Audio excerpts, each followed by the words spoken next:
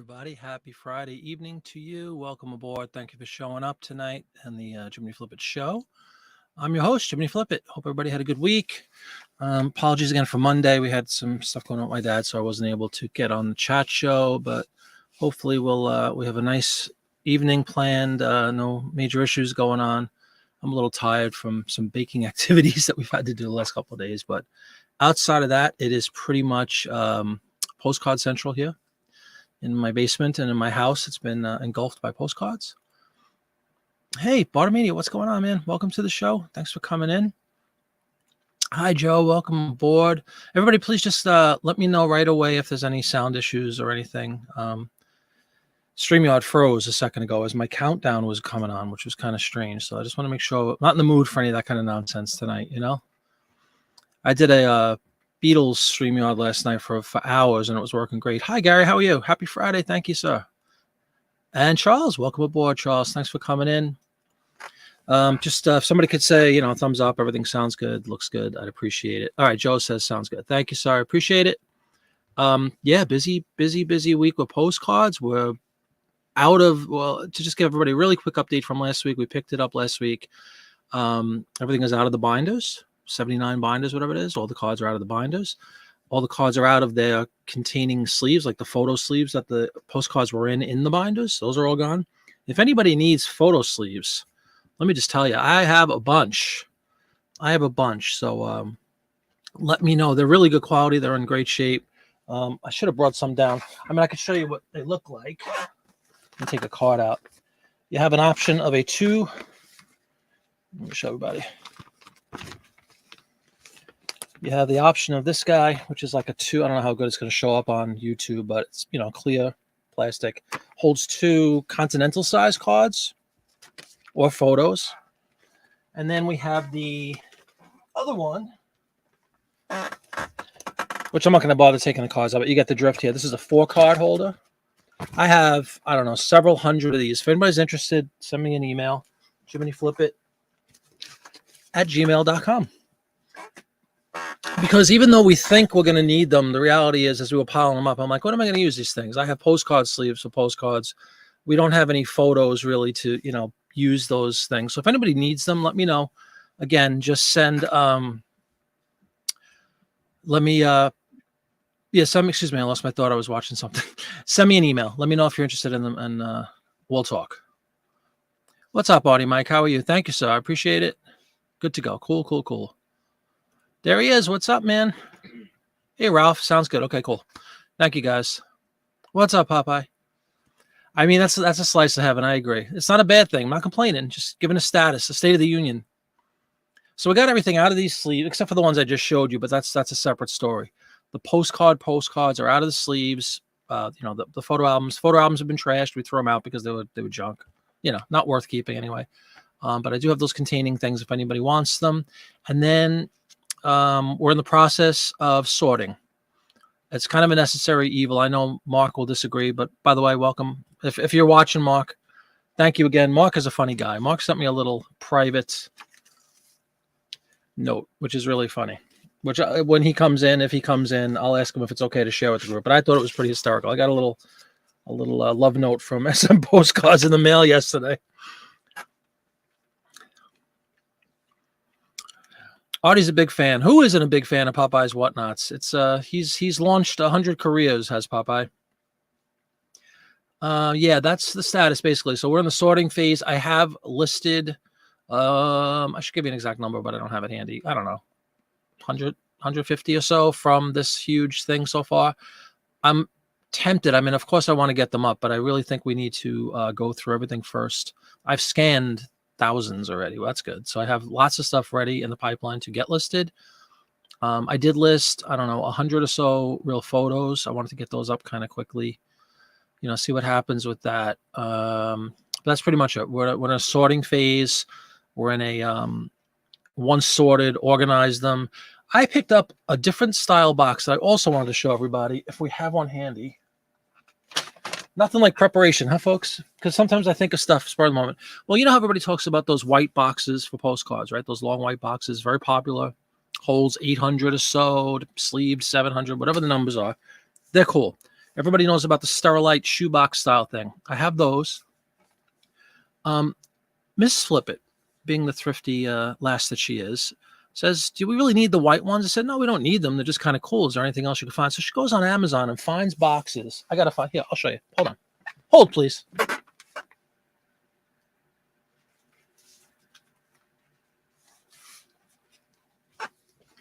I just happen to have one. Here we go. This is one of the sorted ones. They were on the Amazon. They measure, see that? 14 by 6 by 4. Very similar to the size of, I think the white boxes might be a little longer. I'm not certain because I haven't had them yet. But they accommodate just like the other boxes. You know, I have 13 by 50 in here. So whatever the math is there, 650. And actually the number 13 is probably about 70 cards. I don't want to start our own list. But these are really cool and a much cheaper alternative. We bought a box of 100. If anybody's interested, let me know also with the Gmail, JiminyFlipIt@gmail, and I'll give you a link to these boxes. The one little hassle, if you will, is you got to tape the bottom. It's like a regular shipping box, essentially. But they fold over just like the white ones do, you know, and we could stack them on top, and they get the job done for our little project. We ordered, I think, a couple of 100 boxes, which might have been overkill, but I figured I might transition some of the stuff that's in the Sterilite into these boxes.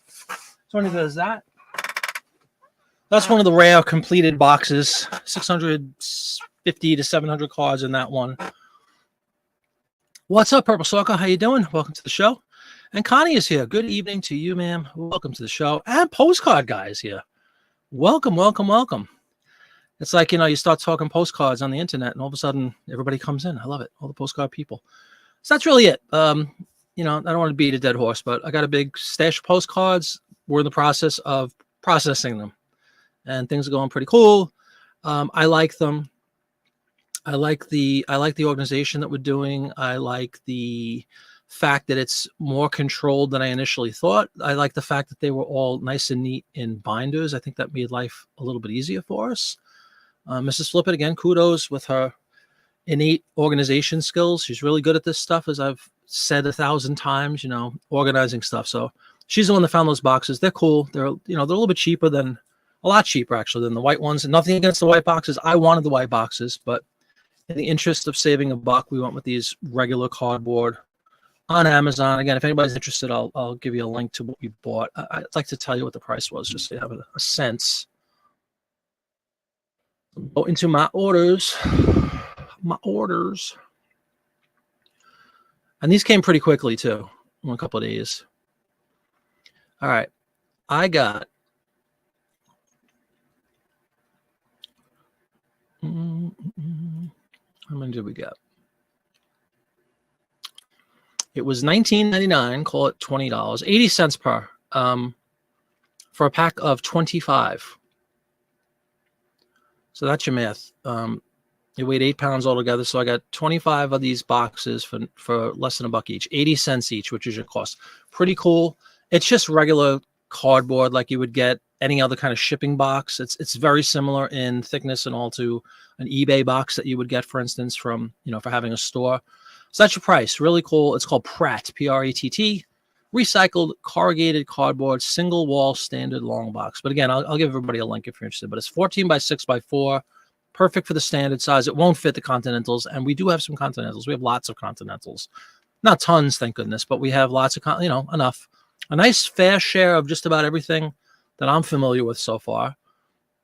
As far as types of postcards, what's up, Kelly? You do boxes like that for your covers? Cool. Yeah, we have a bunch of first day covers as well. But welcome to the show. Just put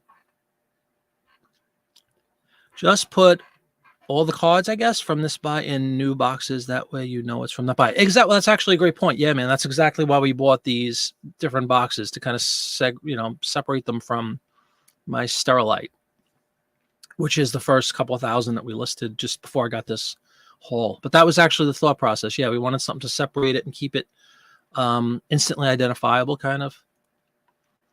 Good evening, Vintage Memories. How are you? Hanging out. Tornado. Oh, no. Sorry to hear that. We actually got a wind warning here in Pennsylvania as well, I think, for tomorrow. I don't know what's going on. What's up, Julie from Montana? How are you? Welcome to the show. Julie with a really nice channel. I watch her videos all the time. Check out Julie. I do not know if the Queen of Canada is still resting. Look at this. I say the word and here she is. I was just going to say, if you are here, there she is. Read my ears were ringing. Hi, Dawn. Welcome to the show, Dawn. Everybody acknowledge Dawn. I was going to say, Dawn, if you had a second, Julie's channel, if you wanted to throw a link up for Julie, I enjoy her work a lot. Very, very pleasant channel. VM here. VM. Not sure what VM means. But anyway, welcome, guys. Again, thank you so much for coming in. It's Friday. Couldn't do Monday, but we're back on the horse here tonight. I used that expression last time. I don't know why, but I like it. Back on the horse. That's the postcard story. You might have noticed when I first went live, I always have like a wallpaper, and it was just an image of one of my seemingly thousands. We didn't get a count yet. That's another thing. We got to do a count.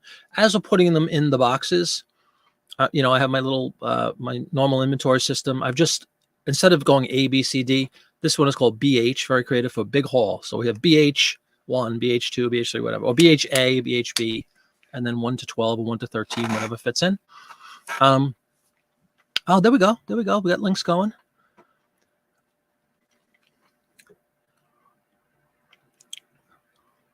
And St. Paul blizzard warning. Holy God. We didn't get a flake of snow all winter, man. Hey, CJ, how you doing? Welcome to the show. Sure, say hi to Dawn. Don't say hi to me. I know how it is, CJ. Kidding around. Put me to work. Yeah, you know what I'm saying? What are you doing? You're just sitting there anyway with your leg up. Just kidding. Hopefully Dawn's doing well.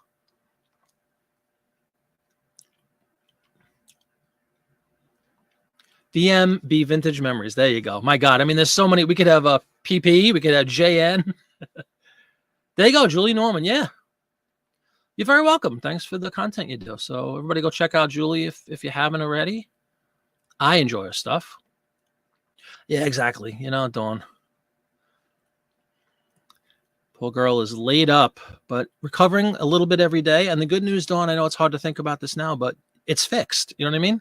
The damage was done. It's been fixed. It's healing. And whatever time it takes, you will be back in action. And I think that's cool. Wow. What's up with that? Oh, yeah. Popeye diving right in since Dawn. Yeah. Dawn's slow. Your son's new truck got mangled from hail. Oh, my goodness. I'm sorry to hear that. There you go, Purple Circle. Speaking of sales, if you'd be kind enough to leave a thumbs up, I would appreciate it. And we're in that beautiful first hour from 6 to 7 where you're guaranteed a sale. Leave a thumbs up. You only got 14 thumbs up. Come on. We could do better than that. Your thumbs aren't broken, but are your thumbs up working, Dawn? All right. I know. I was only kidding, CJ. There we go. Excited. You know, honestly, that's a good thing to do. Let's acknowledge Dawn when she arrives. The heck with everybody else. You did end and relist on 27,000. Holy God. Yeah. Which can be obviously a topic. It's always a given that we could talk sales or lack thereof on eBay here. I did get an Etsy sale about an hour ago. Again, it made me jump. I was fixing some dinner and I heard that weird, it's a cha-ching noise on the phone, but it's a different cha-ching. And it always makes me jump because I'm not accustomed to ever having. My last Etsy sale, just for reference, was February 20th. So once every 2 months or so, that's about right. I get an Etsy sale. It wasn't paper related. It was a limited edition Disney popcorn thing. I've talked about it. It was one of the guys from Haunted Mansion, $40. So I'm very happy about that. We got that for like nothing. We got a bunch of them actually. So a rare Etsy sale. Thank God for that, because eBay has been tragically slow over here anyway. I know somebody will say they had the best week ever. Some people say they didn't have any sales. It's always the same. 1 week down, 2 before you get the cash. There you go. I love it. 33% down or done. You thumbed your thumb. Thank you, Dawn. You sold a plate on Etsy. Well done. Yeah, I sold that that cool Haunted Mansion guy. Ghost Host. French train postcards.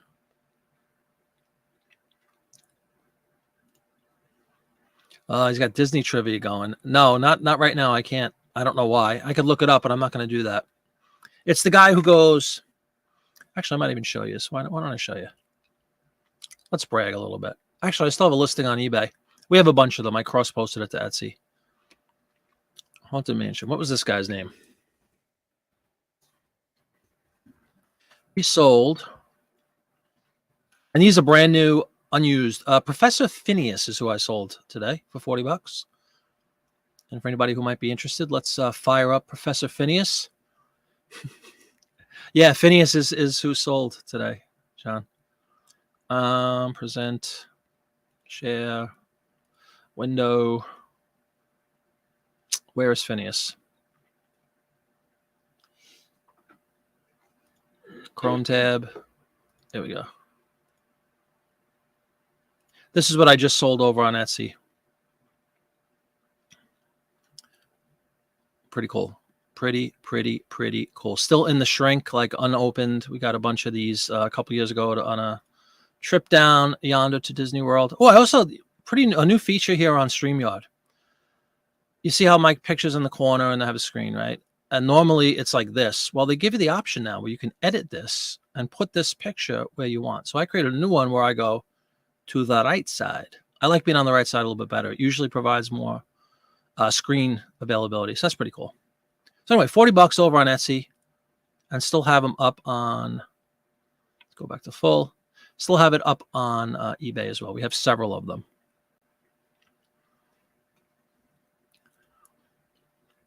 $45 for the plate. That's awesome. Again, it's fake money, but still, it's something. Yeah, Phineas. Ezra. Okay, cool. No, I still have I have multiples done. So let it sell on Etsy. It wasn't just one. I think we have like 10 of them. But don't tell anybody, because on the listing I have it as one. Scarcity, you know. You don't want to let everybody know you have 10 of them.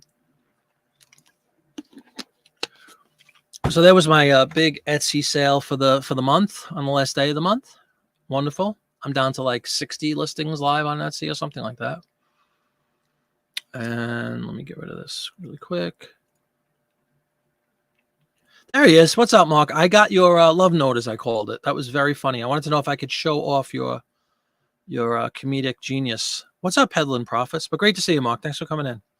Peddling Profits, how you doing? Mark's a funny guy.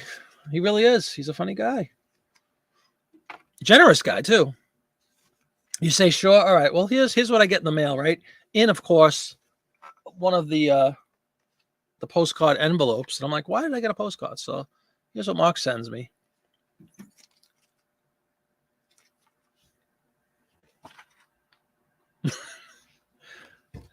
He took the time and effort to, first of all, print this, put a sleeve, and pay postage. I'm sure it was 60 cents. But anyway, thank you, Mark. That's funny. Made me laugh. Going to keep this as a little motivational thing. We'll put it up somewhere. Congratulations on your big postcard buy. Wanted to support you and help get you started. So here's a sleeve. One sleeve. It's good stuff. I enjoyed that. Thank you, Mark.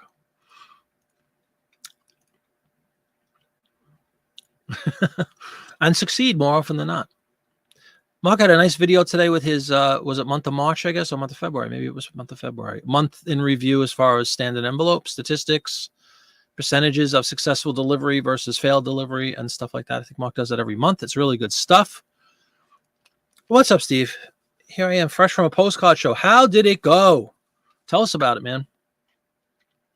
I did not partake in that other thing we do not speak of today at all because I was doing the baking stuff, and Beetle-related thing. I had to drive out to New Jersey to pick up 2 drum skins that we're going to repaint, and I was gone for like 4 hours this morning, so I haven't been home much today, which is kind of rare, but I did still manage to get some postcards up, and after the show, I'm definitely going to do a bunch of postcards tonight. But let us know about the card show. I'd love to hear about it. And welcome to the show. The March review. Okay, cool. Check that out. Dawn, where are you? Mark Slink, come on. Yeah, how's your weather down there, Steve? Because everybody's talking about tornado activity in Arkansas. Happy fun times. How are you? Super sad having so much trouble finding paper products for listing. I'll tell you, there's some whatnot guys in here that do shows and sell paper all the time, or auction off paper in postcard form specifically, but in other forms. Sorry to hear that, but there's lots of places to source happy fun times. Where do you usually source? Are you an online kind of sourcer? Are you get down and dirty and go to estate sales or antique malls and look in little cupboards and stuff for paper? Craigslist works, I've heard. Craigslist does work. Look at Popeye. Just Dawn. What's going on here? Usually Dawn is like quick draw. Thank you, Popeye. Well, anyway, yeah, check out Mark's video. It's always interesting. He does this monthly analysis of, again, the success rate of standard envelope, and he breaks it down by like estates that it was mailed to. And it's just interesting. Very interesting. Mark, obviously a big numbers guy, being in IT for 65 years now. He bought 2 albums to deal a personal collection. Get out. Mark Twain. Great work, man. That's awesome. I know she's slacking. I can't imagine what she's doing. Yep, I was just saying estate sales, absolutely. Going to estate sales auctions and MP. I should know that, but I don't know what it means. They've dried up. What area are you in? Happy fun times. Yeah, Kelly said, yeah, the same thing, right? Feast of famine. If you don't have like a honey hole, with us, without question, it's estate sales in general for paper, short of postcards, but everyday ephemera sort of things. My big thing is estate sales for sure. I don't know if that's a quasi-sarcastic thing, but if you really haven't heard of it, then we'll be happy to put some links to Whatnot. There's a few people in here that do Whatnots with incredibly high rates of success, and they put up some really good products. Happy fun times. What are you into? What is there any specific type of paper that you like to sell? Put up your listing on Etsy yesterday. Jewelry, Latin CDs on eBay from a DJ collection. Oh yeah, those foreign language CDs do very well. I'm a big record music guy, and yeah, they do well. Sort of classical CDs, old, but classical works do pretty well. But yeah, the Latin foreign language stuff. Just kidding, Dawn. Oh, you're not in Tennessee. Tell you more about postcards. Yeah, we will. We'll it's inevitable. We're going to get into some postcard conversation. Yeah, that's why I was asking Kelly, like, what his or her, I don't know, happy fun times, male or female here, but yeah, like, are you an online kind of person, or are you a get down and dirty person? Go out to estate sales. Florida, almost Alabama. Okay, Panhandle, cool. There you go. Done. I know everybody. I mean, come on. We acknowledge her. We welcome her like the royalty that she is. And then, 2 times I called her specifically. Popeye just cuts in front, demolishes her with the links. What's going on? There you go. Mark Twain 1, Mark Twain 2. Mark, did you talk about, I don't know if it was in jest or serious, that you were going to do some not projects. What's the word? Some experiments by listing a series of cards and literally just writing postcard 1 or something in the title and see if they sell. I think I read that somewhere. I don't know if you're fooling around or you're really going to do that, but I think I'll tell you what, if it does work, and even if you sell 1, that's a little bit disheartening because it shows that nobody reads and all that matters is the photo, I guess. I was going to say there's somebody out there that might be selling a couple of postcards. Auctioning. I think the term is actually auctioning. Might be selling too. Popeye often has items that are actually buy it nows in his Whatnots. Mainly supplies and stuff, which again, I find myself in dire need of. I no longer need postcards right this minute. Again, subject to change, but right now I don't need postcards. But boy, do I need sleeves, which we talked about last Friday, I know. He's not being paid. Absolutely. That's why I'm asking, you really like old Victorian die-cut cigar wraps. Okay, cool. Does anybody know of any sellers of that kind of stuff? We have a great a series on Whatnot that Popeye started along with Ben. Probably, I don't know, when was that? Summertime. I guess so, like 7-8 months ago, maybe at this point, called Ephemerama. Happy fun times over on Whatnot, where I was involved with the first couple.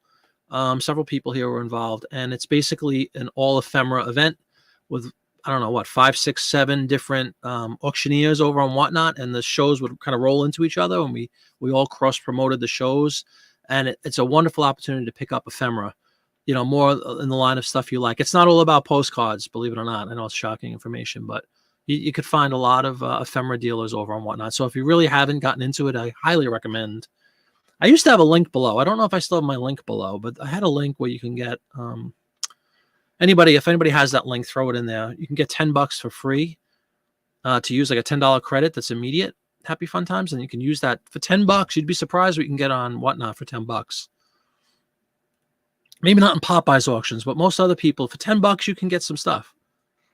50 World War I photos. Oh my God, are they like action, like military scenes, Steve? Like battlefields or anything? That's awesome. Woe is Dawn. That might be it.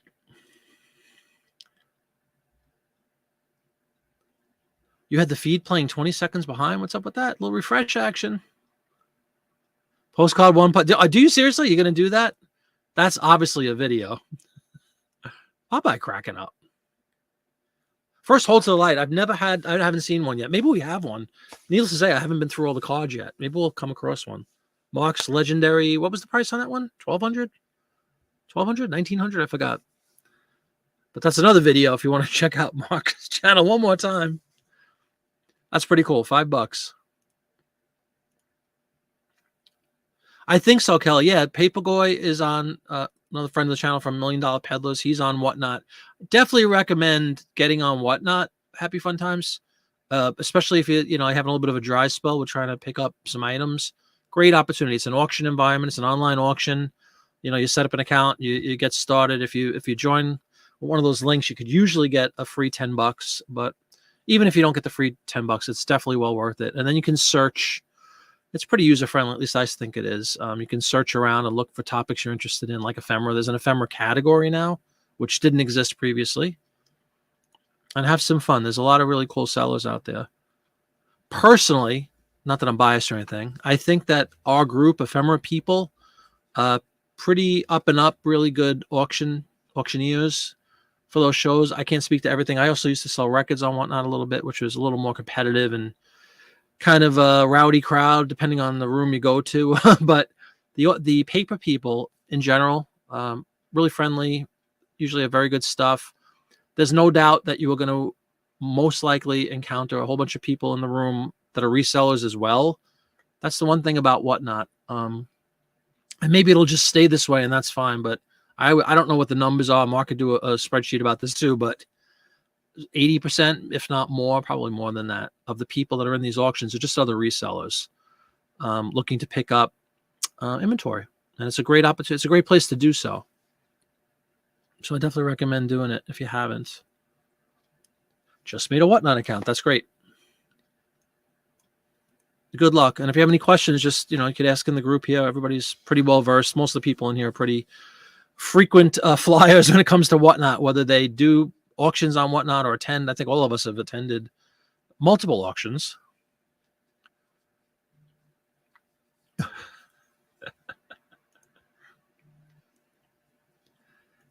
Don't worry about it, Dawn. Seriously, just relax.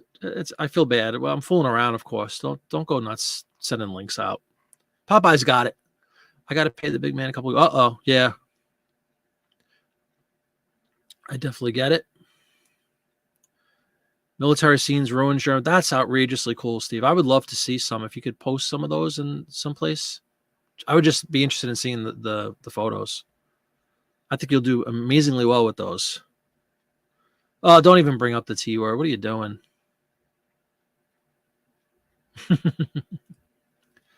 What's up, Jackie Jack? How you doing? That's okay. Better late than never, as they say. Glad you're here. Popeye has a show tomorrow. Yeah. I think 11 is conservative, depending on how things are going. I'm sure Popeye is not, adverse to burning the midnight oil. 3 postcard 1 test listings, trying to get 20. That's hysterical. It's not a hold to light bicentennial. Oh, okay. But still cool. It's hard to believe bicentennial stuff is 40 something years at this point, right? 45, 46, 47 years. Holy cow.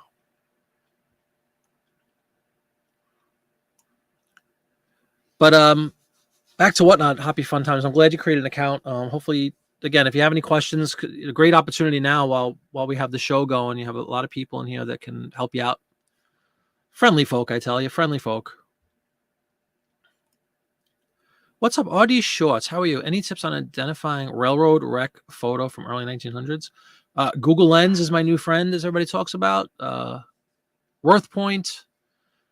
Ask people here in the chat. There's a really cool Facebook group if you're not aware of it, RD Shorts. I talked about it a while ago. I don't think I've mentioned it in a while, but there's a great Facebook group that is exclusively dedicated to just what you're asking. Not railroad exclusive, but identifying real photo postcards. And it's free to join. Obviously, it's a popular group. Dawn, where's that link? No, I don't know if you guys had that link, but I remember mentioning this months ago, and a bunch of people joined after I mentioned it, which was pretty cool, and I appreciated that because I think it's a great resource for all of us. And if I could find the link, I'll put it up right now. I'm in the old Facebook, which I hate going in, quite frankly. I'm not a big fan of Facebook. Other conversation for another time, but somewhere. Photo postcards RPPC identified. Let's see if this link works. I don't know if this is the link that I have because I'm a member. Dawn Wright, diving in. Way to go, Dawn. Check out that RD Shorts. Check out that link that Dawn just put in. Facebook group. Absolutely awesome. You know, you just upload a photo. They always ask, make sure you do front and back. Try to provide. Don't just go in there and say, what is this? You know, at least show that you did some kind of effort. You know, I looked on eBay. I didn't see any comps. Anybody have any idea where this might be? Something like that. Great group of people. It's astounding how fast, in most cases, you'll get a reaction or a response. Not a reaction. You might get a reaction too, but you'll get a response about things. It's incredible. But the Google Lens thing is helpful a lot of times. Of course, just look on eBay for comps. Type, best guess. Try to describe at least what it looks like. Old house on farm with 1930s car. Something as simple as that. If it's really, confusing or it's really vague as far as what you're looking at or where it is. Popeye, as we speak, is listing World War I photos. I got the auction earlier this week. Cool one of soldier loading an artillery gun. Oh my God. I think you're going to get huge money for those cards. I wish I had some. You know what I don't have yet? I have a whole bunch of Christmas cards, which are beautiful cards. I haven't found one Halloween card yet in my approximately 44,000 cards. That's discouraging. Yeah, that's true. Popeye's a big fan of New England and Worcester. The dealer is retiring and liquidating stock. Everything was 50% off. Man. Oh, man, you got to keep in contact with that guy. That's great. Thank you, Dawn, for putting that up. There you go. That's awesome. Hold light cards can be missed. Look for thickness in the die cuts of the card. Yeah, but, of course, obviously hold it to light. But that's a good point. They'll be a little bit thicker, I guess, because is it I don't really know the dynamics of what's involved. I guess it's like a sheet of cellophane or something. What creates the clear? What type of product is used for the clear part? I'm curious. Dawn is back, lightning fast. RD Shorts, they are tough. It's no actual wreck name. I always try searching by engine number. That's a great bit of advice. But definitely join that.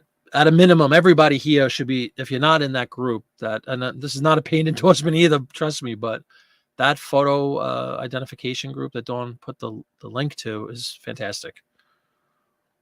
Hey, you, what the heck is this? Exactly. Awesome. Yeah, it's a great group, Vintage Memories. I founded probably a year ago or so, and I mentioned it on one of my shows, and a whole bunch of people joined it, which was pretty cool because it's always great to have something like that. And again, I don't want to jinx anything, but they are a remarkable group of people that it's always these one or two people that seem to come back almost instantly with good results, And then you could have a conversation back and forth. They might prompt you for more questions. Can you zoom in on this? Or, whatever. A lot of people still, even though they beg every time, make sure you put the back. Sometimes you have to be asked to put the back in. They won't even look at it, I don't think, if you don't hold the back. No boss baby cookies. Oh, really? Why? Because I got the wrong date. Oh, beautiful. One less order. We're talking cookies, folks. How do you press identify train wreck that hasn't sold out more? No current listing. Well, first you identify the best you can what it is and where it is. Like Popeye was saying, maybe zoom in, see if you can get an engine number is a great thing. Join that group, put the picture in, and see if anybody can help you. That might probably lead you to some pricing and stuff. One of the things I really like about the photos is many times they're one-offs. A lot of times they're one-offs. Not a lot of times, but often they could be one-off shots, one photo, one time. So you're not going to find comps necessarily. And I'm thinking that, and when in doubt, just wing it, says Kelly. Absolutely. Throw, $40. What's up, Karen? How you doing? Welcome to the show. Great to have you. Spring has sprung, Karen. It's supposed to be beautiful out these next few days. Rain tomorrow, but 70 degrees, which is going to feel really good. 450. There you go. Hey, you never know. Rain will change over to snow. Here's the Minnesota forecast. Everybody's getting tons of winds. Is it a warm front coming in? Because it's supposed to be mid over here. Like, let's pull up the weather. We got to pull up the weather. 75 degrees tomorrow, which is hot, and rain. So maybe the wind is this big old warm front. And then 70 on Monday and 75 on Tuesday and 76 on Wednesday and 69 on Thursday and then 50s and 40s next weekend. But never mind that. But it looks like a good part of the country is stuck in this this wind. Go enjoy your food and say hi to your wife. Just kidding. Speaking of food, Popeye, what is for dinner? Has it not arrived yet? What are we doing tonight? It's Friday night. News from Don. He is moving. Auction Professor Don? He's been moving for a while, if that's what you're talking about. Warm but rainy. Yeah, but did you see that? I mean, we're talking mid-70s, which will be pretty nice. I don't think it's supposed to be like a washout day. Just, here and there rain. Well, Montana. It doesn't get warm in Montana till June, right? Summer in Montana is probably June and July. And that's fall again in August. I joke. I jest, of course. Julie's video, which I just watched yesterday, I think, it was kind of an on-the-road thing in an antique mall in Wyoming, correct, Julie? And I left a comment, which was the truth. I'm like, man, it looks like a different planet out there. Like the scenery is just so beautiful and so foreign to most of us on the East Coast anyway. Like it's just amazing out there. It's a whole area of the country I have not really been to, the Northwest. I think it's beautiful looking though. Awesome, man. Always windy. Yeah, that's true. Will any of those sides be a delicious order of baked beans a la Popeye? Leftover barbecue is good. What's up, Carl? Yeah, I know. It's like one last blast, as I said. Welcome to the show, Carl. Yeah, July's the only month you don't have. I was joking, but you're probably right. It's got to be Dawn's fault. Cody, Wyoming. There you go. Yeah, it's a nice video. Definitely, again, check out Julie. I had Cody in my head and Julie. I was going to say Jody. But anyway, check out Julie's video on Cody, Wyoming. It's very nice. Beautiful countryside. Most people do blame Dawn. When in doubt. Especially if it's a Canadian-related issue. Bad weather, lousy service, postal service, fake money. We got to be talking Canada. You sold what for $350? I could post the link. He said something about a Japanese card, I think, John. Yeah, big warm front coming in tonight and tomorrow here. I mean, we were at 60 today, which is pretty nice. I guess it's seasonal. It's April tomorrow, actually, isn't it? Wow. Yeah, average high is 59 right now, it says. So we were like 60, 61 it was cloudy here today. But tomorrow, rain and 75 degrees. Just going to feel very balmy. This may be an old trick. I enjoy Julie Norman putting cheaper card in envelope. Yeah, really do check out the videos. And some nice cards too you got, Julie. in what looked like a very typical sort of antique mall environment.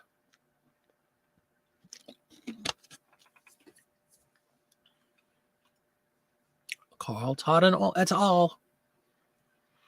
71. Where are you again, Jackie? I'm sorry. I forgot where you are. I should know this. I should know where everybody lives, shouldn't I? What's going on? I think I had the regions down for most people that watch the show. But I don't remember where you live for some reason. Sorry about that. The old arthritis is killing me today. I don't know if it has to do with a pending rain or whatever, but man, oh man, like my elbow, I'm starting to get elbow arthritis. Like places you didn't know you could hurt, I'm starting to hurt.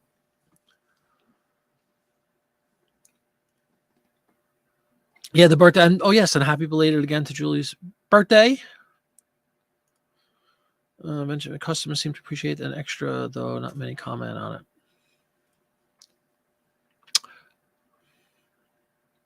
Man, is it all going to melt tomorrow when the whole country is in 70-degree weather, or most of it?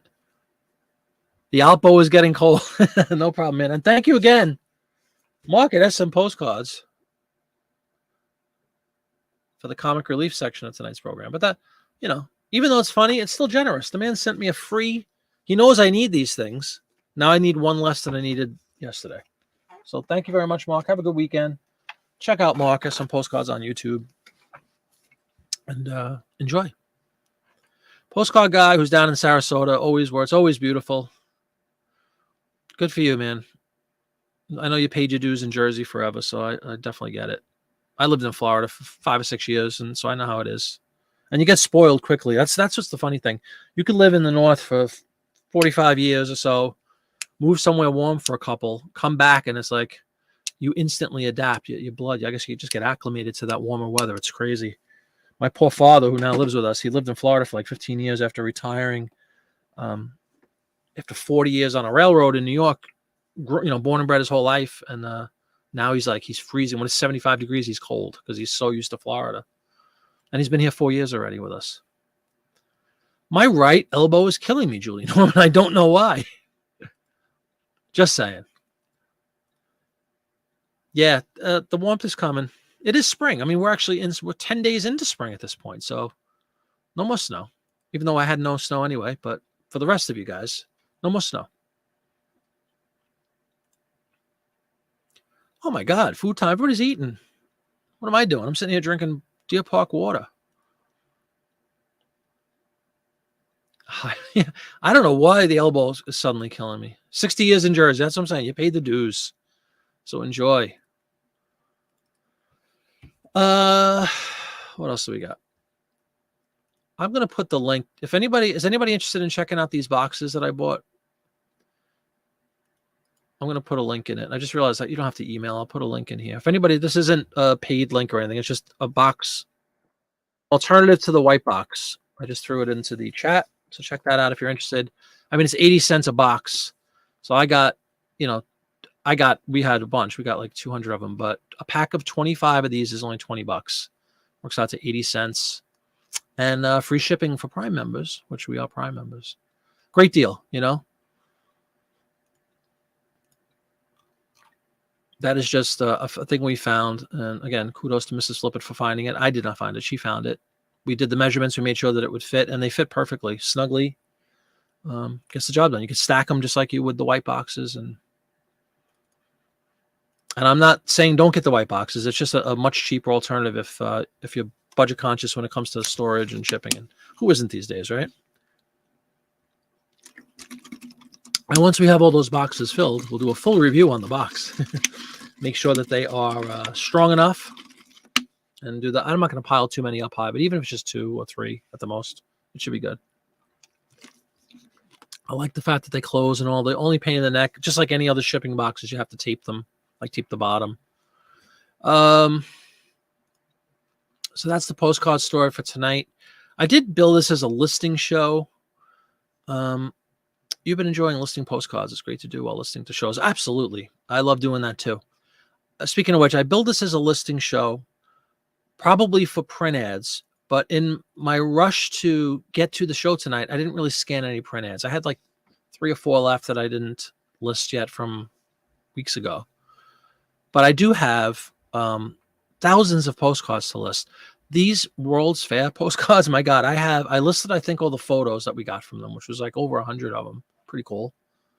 None of them like, are comping super high. But again, when you're under a quarter each or whatever, or under 20 cents each, I'll take the $10, $15 all day long. But I have in fact, that whole box I just showed you, which works out to almost 700 cards, is all World's Fair. And we're not done. So like we have a couple of thousand. So far, the collector was from New York, and they're all New York World's Fair 39, 40, and 64, 65. I haven't gotten into the 64, 65 stuff yet. They're going to be Chrome cards, obviously. There might be some RPPCs from the 64, 65. I don't know yet. We didn't get into that box, into that binder. But I have a ton of these World's Fair cards. And through the beauty of 6-bit, even though I know you could do this on YouTube too, on eBay too, I have a nice pre-populated field. I have like a couple of hundred drafts ready to go on 6-bit with the verbiage, like New York World's Fair, 1939, linen postcard for this case. Or a big conversation yesterday was I found a bunch of cards that were basically, I'm going to call them lithographs or lithos or whatever. They're just black and white postcards that aren't photos, even though they look like them. And they're from 1939. So they're like at the very end of, they predate, what do we determine? They predate, they're like the earliest chromes. Chromes, I think, starts in 1939 technically. So they're kind of chromes, but we were talking about this yesterday, and a lot of people assume when they hear the word chrome, it's going to be a color image. So I don't want to mislead anybody. It's definitely not an RPPC, so I'm certainly not going to say it's a photo. It's kind of like a white border also, but white borders end in the early 30s, I think. So it was like one of those on the bubble type cards, and I didn't want to get into, Kelly brought up, of course, don't sweat it, just list them and leave it blank, which is kind of true. But it was just for my own knowledge. I wanted to know this was kind of an outlier for me. It was just something a little different. Well, I have tons of those too. These black, I'll show everybody what those cards look like. But I have a bunch of those. And what's kind of cool about those when it comes to 1939 and 1940 New York World's Fair is a bunch of those images, those lithos, as I call them, they show models of the different lands before they were built, or the different pavilions before it was built. So it was like prior to the 1939 World's Fair, like coming up will be this pavilion and coming up will be this pavilion. And it's like artist sketches and it's models. You could tell they're like actual models. Very, very Disney-like. You could tell where Mr. Disney got a lot of his information was definitely from, or inspiration, I should say, was from World's Fair. Even so much as very eerily resembling Spaceship Earth type of a thing in 1939, 1940 World's Fair. You could see it. There's like a ball, a sphere. It looks exactly like what they wound up doing in Epcot, and it was 40 years before Epcot, more than 40 years before Epcot. So I will, but I agree. I love listing while listening to other shows too. You may actually have bursitis in the elbow. Absolutely possibility. Okay, we'll call it bursitis then. Good old tennis elbow. I did have that once years ago, and it was persistent too, and it went away. And I don't know, the last couple of weeks, my right elbow, I don't know why. I used to be a pitcher, baseball, for a long time, and maybe it's 40 years later, I'm getting injured. For 30-something years later, I'm getting an injury. I don't know. Bursitis, huh? Yeah, I don't know. I don't know what it's called.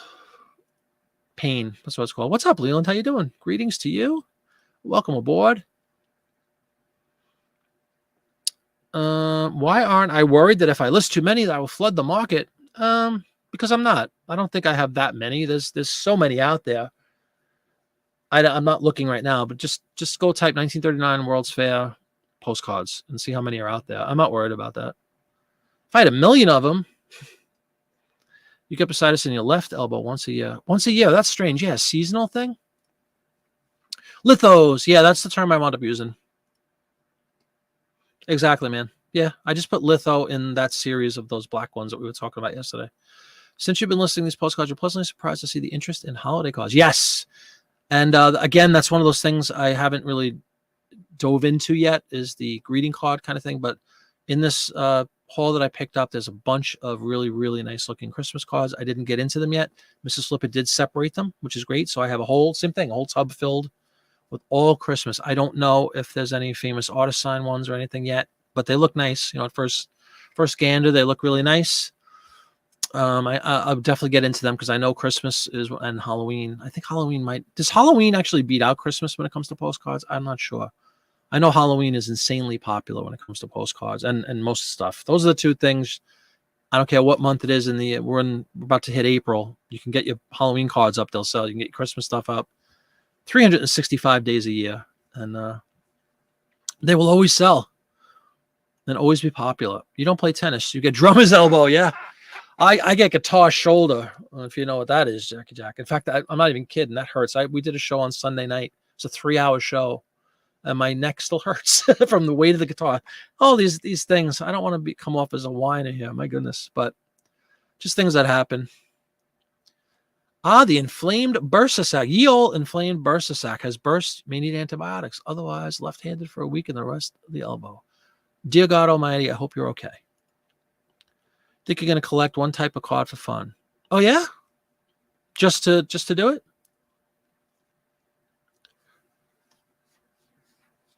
Yeah, exactly, and drive it down for everybody. No, I think it's incumbent upon people to do their due diligence and check out comps.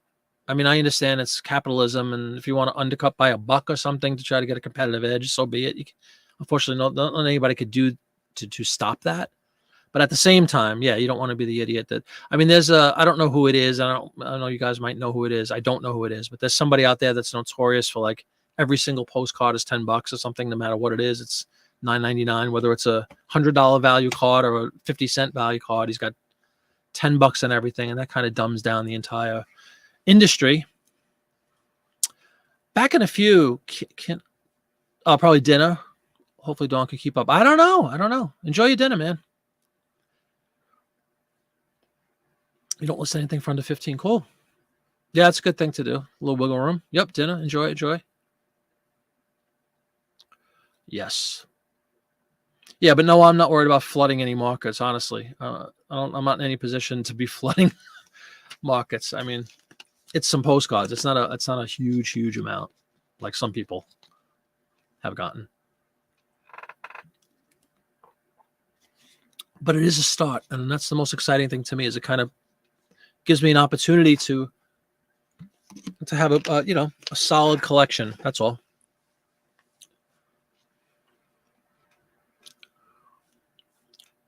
Right now, you're the $5. Is everything $5, Carl? But that's Canadian money. It doesn't really count. Just kidding. We have an ongoing joke with the Queen of Canada that it's monopoly money that you guys use. Because she'll always write, I sold something for $50, and then, well, that's 31 in American or something. So we always joke that it's like play money. Yeesh, says RD Shorts. No offense. Yeah, no problem. Ralph says, I've been getting offers from eBay sellers where I only viewed the page, never watched their listing. You've been getting offers from eBay sellers where you only viewed the page, never watched their listing. I don't know. That's a good question. You as a buyer, right? You're saying from a buying perspective, you look at something. Well, that's actually a mystery. Has anybody really, or has eBay ever announced what the parameters are to, identify somebody as a watcher? I don't know. I don't know what that is. Maybe there's something in there. You know how that works on the internet in general, Ralph, right? It's amazing. If I start looking at Les Paul guitars on Google for 20 minutes and I'm looking at guitars, and then I go to Facebook a half an hour later, I'm going to have a banner with Les Paul guitar ads. It's amazing how that works. They're called cookies, actually, I think. That's the term on websites. They all know what you're looking at. A view is enough to send an offer. Yeah, but is that true? Because let's say you have an item with 15 views. You don't necessarily have 15 offers, I don't know. I don't know how that works. Unless you think it's special, huh? As a seller too, huh? Dawn has wolfed down her meal. Welcome back to the show, Dawn. Thank you. Because we got CJ eating, we got Popeye eating. So you're the only one that still has and of course Kelly, that have the, standing perched on the watchtower. No watches yet can send offers to viewers. That's interesting. I'm not sure. No, was there 60 minutes on eBay? That's interesting. I did not see that.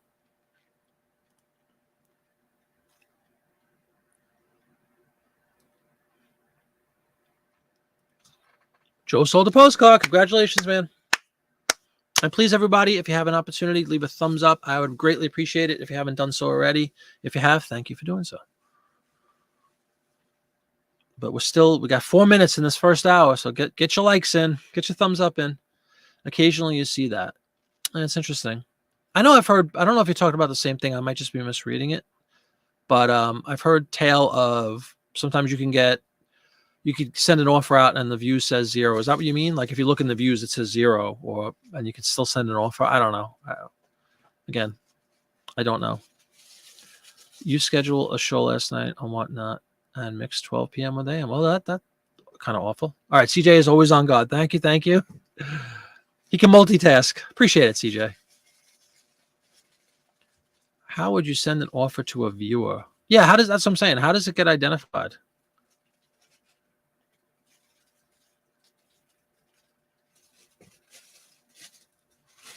Google it, says Audie Mike. Google what? The 60 Minutes?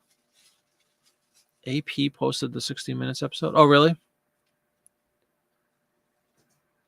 Oh, really? It's made 60 Minutes, the famous case? Wow, it's crazy. I didn't see that. You can't force it. The person has to view the item a few times. Yeah, that's what I mean. But again, have they ever really announced or told everybody what the conditions are that need to be met to get the ability to send an offer? I don't think so. If anybody knows for sure, let me know. I'd be interested. Well, it was because you had me. Did you have the notification bell, Jackie Jack, for my show? That's often enough.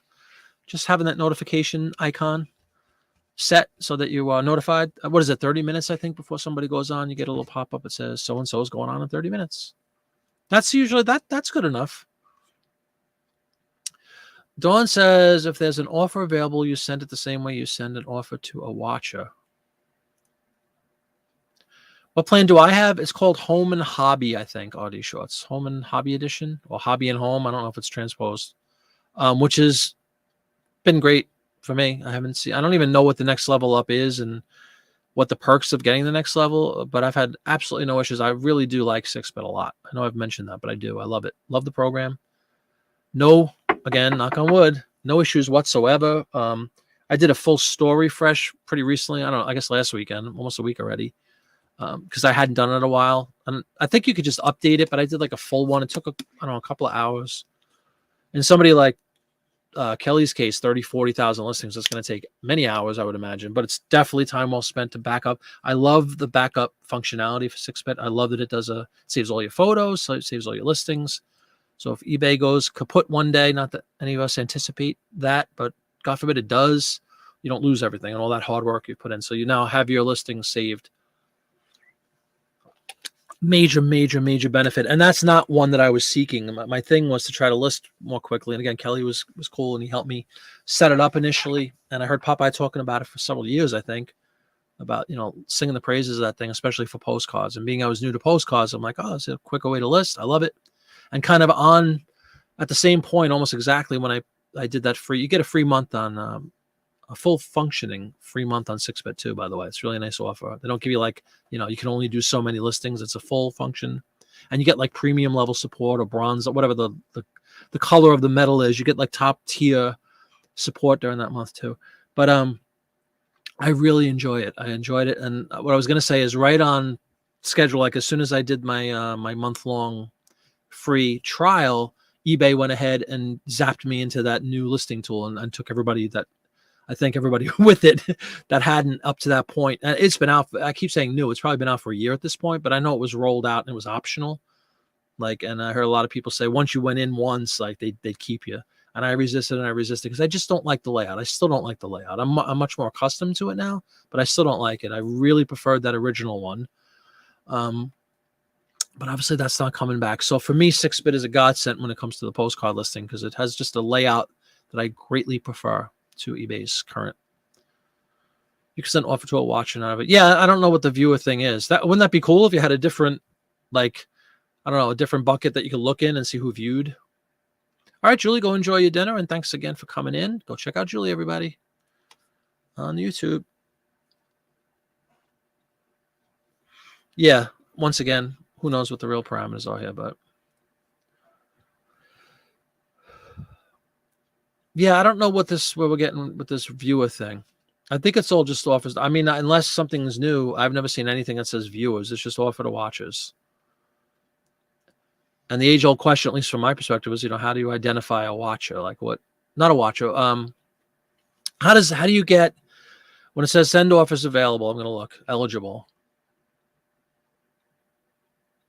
and then it says views and watchers. That's the two categories you see. But I have seen a weird case where, like, you'll see it says views 0, because remember, it's only 30 days now that they show you. So your view might have been 60 days ago, and you have a watcher. So sometimes you'll see it says 0 views, but you have a watcher or 2, and you can send offers to them. It's crazy.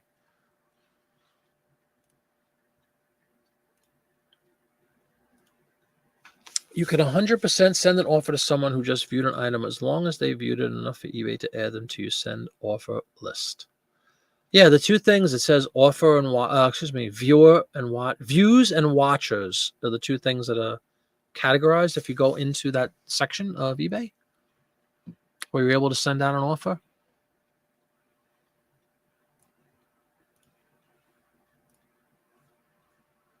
But I don't think it's defined as a viewer necessarily, right? It's still just all you're going to do is see the ability to send an offer, like no matter how it came in.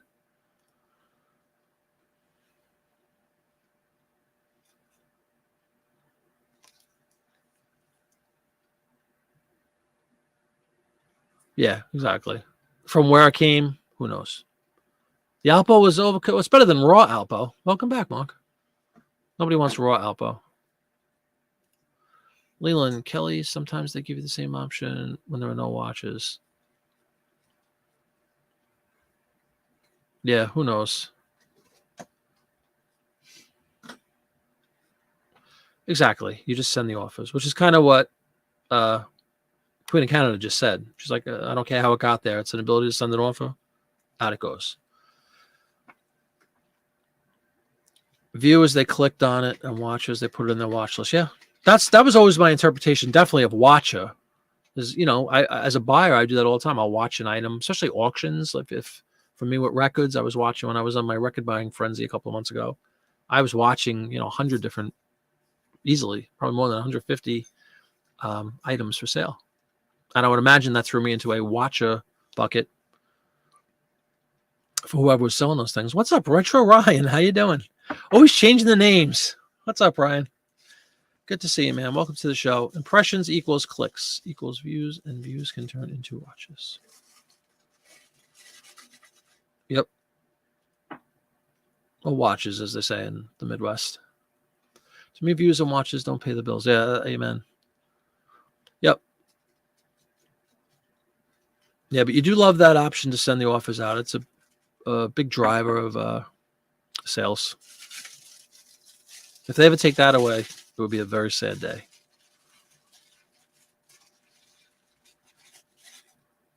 Yeah, followers. We're talking about that too. When you have a lot of followers in your store, it makes it a lot easier to sell stuff. I think that's a pretty basic comment, but I think it's a truism. What's up, JC Loftus? How you doing? Good evening to you. Welcome aboard. For me, sending offers pretty well. Yeah, usually does for me too. But even that, there's no real magic number. At least I haven't found one. If you have 20 offers you can send, like I would love to say, 5 of them will accept it, but it's never like that. And the old adage, it depends on what you sell. It depends on what the item is. It depends on how popular it is or how scarce it is or all that kind of stuff. Who knows? There are days I'll send 20 out and I'll get 10 sales. And I mean, that's phenomenal. If I was batting 500, they'd rename the Hall of Fame after me. I wouldn't even be in the Hall of Fame, but there is no, and then I could send out 20 and not get one the next day. So who the heck knows? Well, it depends on who's on at that time, what they collect, if you have what they're looking for. I'm really hoping now while listing these postcards that I come across, like I've had with print ad buyers several times. I want somebody to come in and kind of swoop up a category, like, let's just World's Fair is very it's common. Like it's a common thing. It's not scarce, but something if I have a bunch, if I have like 1,000, I'm not gonna say real photos. If I have 1,000 postcards from the state of Wyoming, let's just say, and there's some guy that loves Wyoming postcards and just comes in and buys them all. Like I'm hoping for that. I'm hoping for one really big hit, not 1,000, but like even if it was like 10 or 20 at a clip, I would be doing backflips. I'm hoping for that. So as the volume increases in my store with these, as we list the cars, I'm hoping I can grab the attention of somebody. And again, it's happened with print ads many times for me, thankfully. Somebody loves Budweiser ads. There's a guy who runs a museum for Anheuser-Busch who's always on the lookout. He's one of my followers and all that stuff. And he sends me notes. Nice guy, really nice guy. He's like, if you come across this, I want to know. So that's the best case scenario. I'll send him a hey man, as we call it. Hey man, I got, so-and-so was posted today. Take a look if you're interested. He okayed that. So that's pretty cool. That's like built-in business, Oh God, yeah. Which I have kind of a canned thing for the postcards, the volume discount. I think it's a nice tool. Coupons, every once in a while, the coupons that they create, the new, I say new again, last year or two. I don't know how long it's been out, but that ability to send out a coupon now, sometimes it helps me, but it's kind of like a flurry. Like if I get any hits on it, there's a few of them all at once, kind of, and then it kind of teeters off and fades away. But that's something I might do for this weekend. I need to do something. Got to generate some stuff. The best way I know, list. You list, you sell, all that stuff. Totally true. And I definitely have plenty to list. So I'll be listing Storm this weekend. Yeah, volume discounts are a beautiful thing. Absolutely. Had one buyer purchase over 100 Chrome trains. Oh, see, that's outrageously cool. Yeah, I would do backflips too. I want that. I want one guy who just says, I collect this, and I have a bunch of them. That's where volume is just such a beautiful thing. Cool. Sure.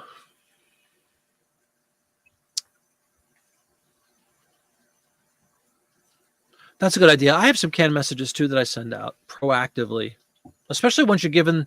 If anybody doesn't know this, like I know eBay has their rules and stuff. You can't solicit necessarily. You have to stay within. It's a given. You have to stay within eBay's, ecosystem. Do messages. Don't send an email to somebody outside of email, because if you get caught, they'll probably take your whole store down. But if somebody buys something, and I've done a video on this too, where especially it started with the print ad thing. If they buy a couple, I always say, hey, I see you bought this Parker pen ad. Do you collect Parker pen ads? I have 50 other ones. I don't know if you had a chance to check this out. Here's a link directly to the Parker pen ads. Let me know if you're interested. I do volume discounts. I offer free shipping. It's a promotion, and it works a lot of times. And every once in a while, you get a big bite like this Anheuser-Busch guy, and he will. He's asked me and okayed me to proactively, if we're doing a listing show, if I'm just doing some listing on print ads, every time I see any Anheuser-Busch advertisement, I shoot him an email. And I even put the item number. I just listed this ad today. It's from 1951. I mean, he's got so many, but every once in a while when he doesn't have them, his first purchase, I think, was about 10 ads. So it's like almost $200. One order. It's a beautiful thing. The 20 sheets of paper that go first class for 8 ounces. Just a beautiful thing. So, if I had a dozen of those, I'd be talking. I have like 2 or 3 people like that have asked me to directly contact them via eBay messaging system when I come across whatever the item that they like. And I do. I make sure to do that.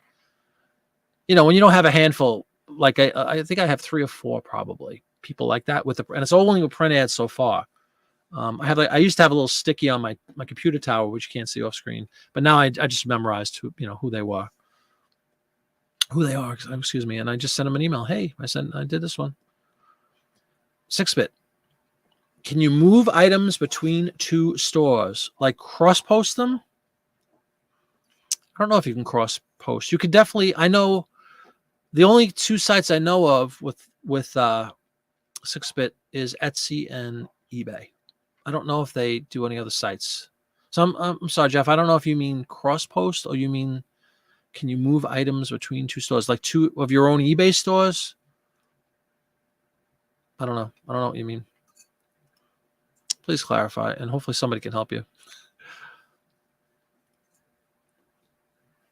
Yeah, it's awesome.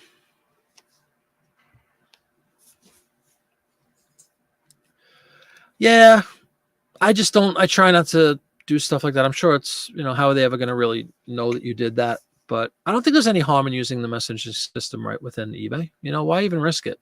If somebody gives you the okay, and it's always, for me, it's, again, there's a video on it, so check out my video on it. It says ask for the sale or something like that, I think is the title. But basically, if you do it, on the up and up, and you send a message initially, like I just described, hi, you just bought this, thanks for buying it, I have more of them, would you like me to contact you if I come across any more, something like that. As long as they say okay, it's fine to just send a message right through eBay. You get a couple of those people, and it's really nice. It's like a built-in potential sale anyway, because sometimes these collectors are so intense that they, like this Anheuser-Busch guy's got probably thousands of them. So it's hard. Unfortunately, it's happened many times where I'll say, hey, man, I got this one. I already have it. Thanks anyway. I already have it. Thanks anyway. But every once in a while, who like, I don't have that. I'll be buying that, Dinner's ready. Enjoy, Karen. Late dinner, 7 o'clock. Just eating dinner, huh? God bless. Enjoy. I had some soup. I had some mushroom soup, cream of mushroom soup that my wife brought home at like 5:30. But that's not really going to cut it. I'm a grown boy. I need more nutrition. I require more nutrition. Not crosspost. Okay, move from one to another. One store to another. One eBay store to another. I don't know. I wouldn't be surprised if they had that capability, Jeff. I don't really know. The level that I'm using 6-bit on is pretty high level and basic stuff, and it's for listing primarily, and again, a backup of my listings. I know it has a lot of functionality. There's some great videos on YouTube. If you just search 6-bit, the company itself has like a whole bunch of tutorials. They also have a great customer service team. So like if you have a specific question like that about migrating or, moving, like you said, let's say you have 1,000 in one store and you want to move it to another store or something, they probably have that functionality. I don't know how to do it. So I would definitely suggest reaching out to them. If you don't have it, I would reach out for you and ask the question without a problem. What's up, Barbara? How you doing? No problem. No problem. Glad you're here. Welcome to the show. We're just chit-chatting on this beautiful Friday evening. The store is too valuable as a tool. I don't want anything outside of the guidelines. You can always give a discount or coupon. Yeah. Yeah, I think that having an, we've been asked in previous shows, do you think it's worth getting an eBay store? And that's another really great point. Like when you get these followers or watchers, whatever they're called, on your store itself, they have you can send out newsletters every time that I don't know what the frequency is. You can probably set all that up. I don't have a set up newsletter. eBay might take care of that and just send out blasts. I don't remember if they do that, but if somebody's following your store, I mean, they get notified every time you do some new listings.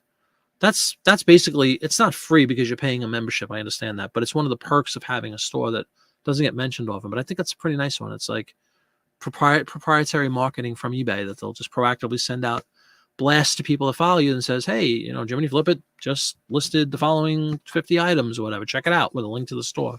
That's pretty cool. Tools like that are really, I think, beneficial. Mark has a video on saved searches buyers can create on eBay. I send that message out sometimes to people as well. Yep. I have a saved search for records, for a Beatle album specifically. And every single night, it makes a strange sound. We're accustomed to the ching sounds or the dreaded sound when it could be a message or a return or whatever. That isn't a cha-ching. Well, there's a third sound that I never heard until I did the saved search like Mark talks about. I have a saved search for Beatle records. And every night, I think it's like 10 o'clock at night, my time, I hear this strange slow motion sound. It's a very weird sound. And it just says, and in my case, I mean, it's like 1,900 new listings today. It just gives you like a high level. There's been 1,900 new listings. You click on it, you sort it by newly listed, and away you go. But it's kind of a really nice function if you're a buyer. You can link multiple stores. There you go. Kelly knows. Specify which account you want to upload it to. As far as pull it from one store and move to the other, you may have to contact support. Yeah, which is what I said. But it's a powerful. I'm sure Kelly agrees. It's a powerful tool, man. It really is. And you're at a restaurant next to your hotel waiting for your pasta. Enjoy. What kind of pasta you got tonight? Pasta is a very generic term. Many times. But what type of sauce you got going on top of it? Big pan. My favorite food on earth is pasta. I could and have lived on it I could eat it every night and never be bored with it. Not with the basic subscription. Here you go.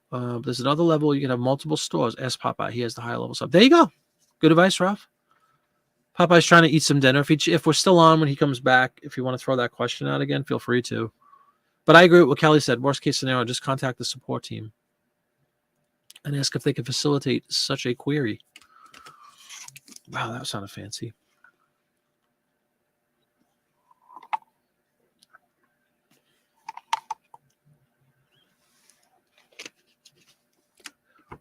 Anybody doing anything fun this weekend? Any big sourcing opportunities for anybody? Steve was talking about it. He just went to a really cool postcard show. I don't know if there's any postcard shows of note this weekend. Yes, there is. Of course there is. What am I talking about? I was going to go to it, but I'm not going anymore because I have 44,000 of them sitting in my kitchen. But April 1st, tomorrow in New York City, there is a Mary Martin show, Midtown. So if you are in the general metropolitan area of the big city, go check that out. I had fully planned. My wife and I were going to go, but this was before we found out about this big haul. So as intrigued as I am, I'd rather be home and get some of this stuff processed before going to another postcard show. It's written in stone that we will attend New York every year, right around Thanksgiving. Is it the week before? I think it's the week before Thanksgiving every year. So we're definitely going to be back there next year. I guess now it's later this year. 8 months, actually. A little less than 8 months. That's crazy. We'll be back. York will definitely be an annual tradition. And then maybe some other ones along the way. But yeah, I forgot to mention tomorrow night, big one tomorrow during the day, New York City, April 1st. There is definitely a big postcard show. Is it on that site? Let me see if I have this saved. I don't remember if I have the site saved, but there's a link you could go to that provides you with like some, some details and dates of where postcard shows are happening throughout the country. What the heck is the name of that site? I thought I had it saved. If I see it in the saved list, I will know what it's called, but I don't remember what it's called. Man, I apologize. I don't remember what it's called.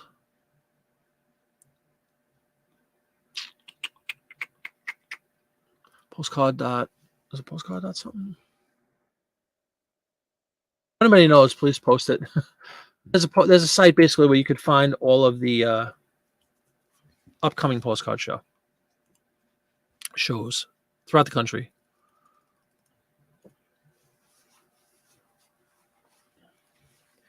Meatballs, marinara with penne, beautiful. It'll do though, right? That sounds pretty delicious. Absolutely, man. I'm with you 1,000%. Nice piece of Italian bread to dunk it in. Hopefully, a little cheese. Oh, it's food of the gods right there for me. You're heading to the mountains Tuesday. Yay, cool.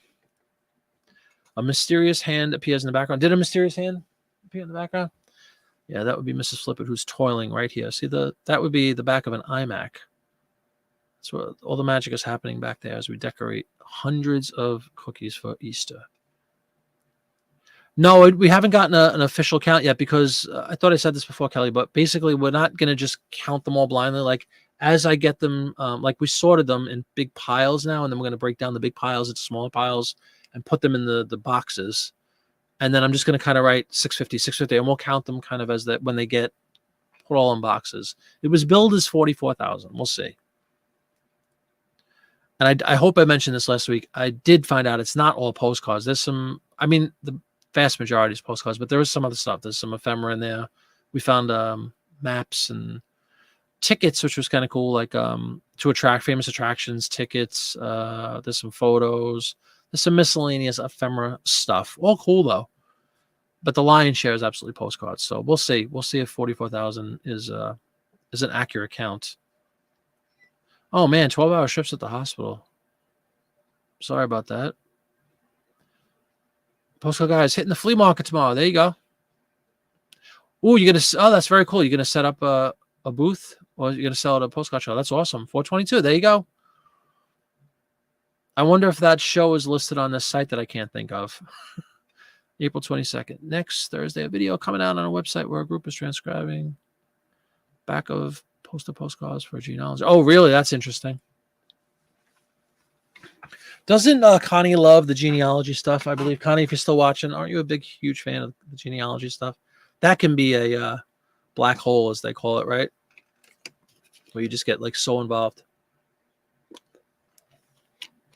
Just waiting for the 6 minutes. What's up, Nick?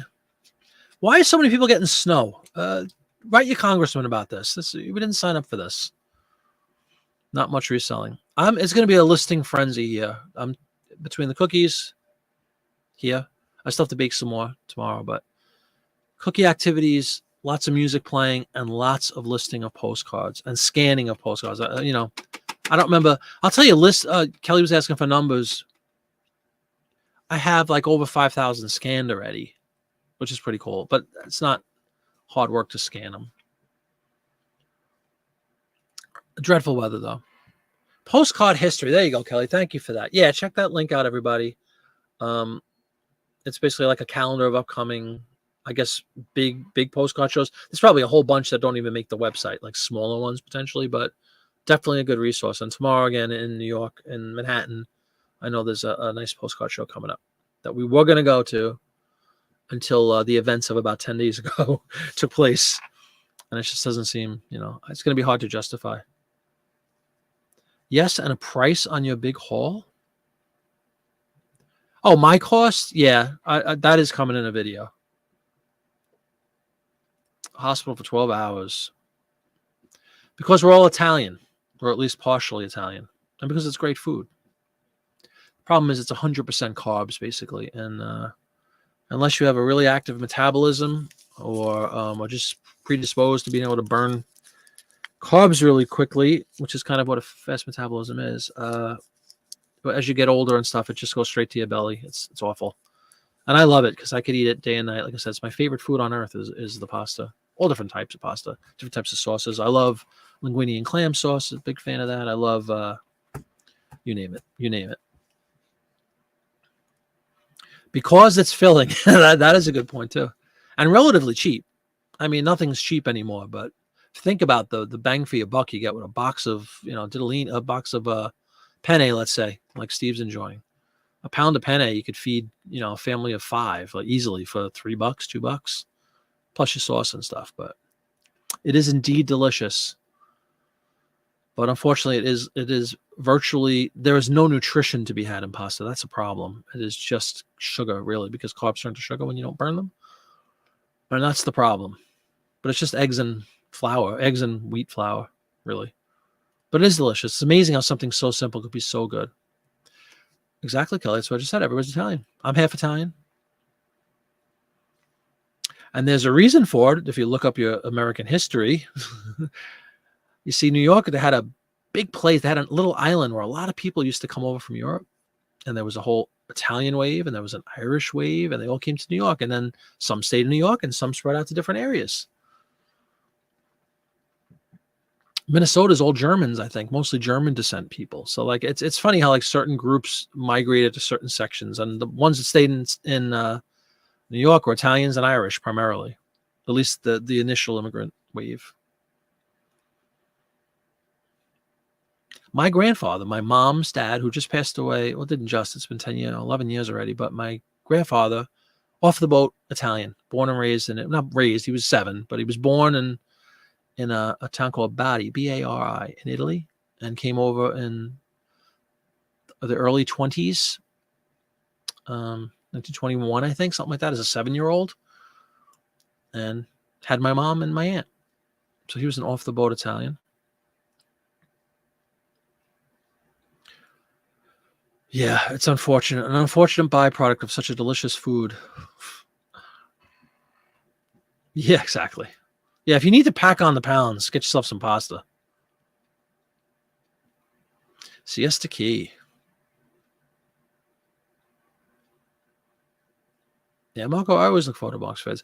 You see, the thing about Mark, though, it's not the thing about Mark. The thing about my video that I was like, oh, I'm going to do this whole video series about this this huge loot of cards I picked up is Mark has a very fantastic video and several videos about a big haul he just did that was like 50-something thousand cards. Like it's been done before. So I don't want to repeat something that somebody's already done. Kind of anticlimactic. Yeah, I got 44,000 cards. Here's how I process them. I mean, it's almost too predictable, and I don't want to copy anybody. That's for sure. So I don't know if I'm going to have this big old series like I first thought. I just thought it was a nice byproduct to get in the cards. I'm like, oh, A lot of people love postcards. Maybe they'll check out the videos, but I don't. It's kind of going to be the same thing that you see in the marks.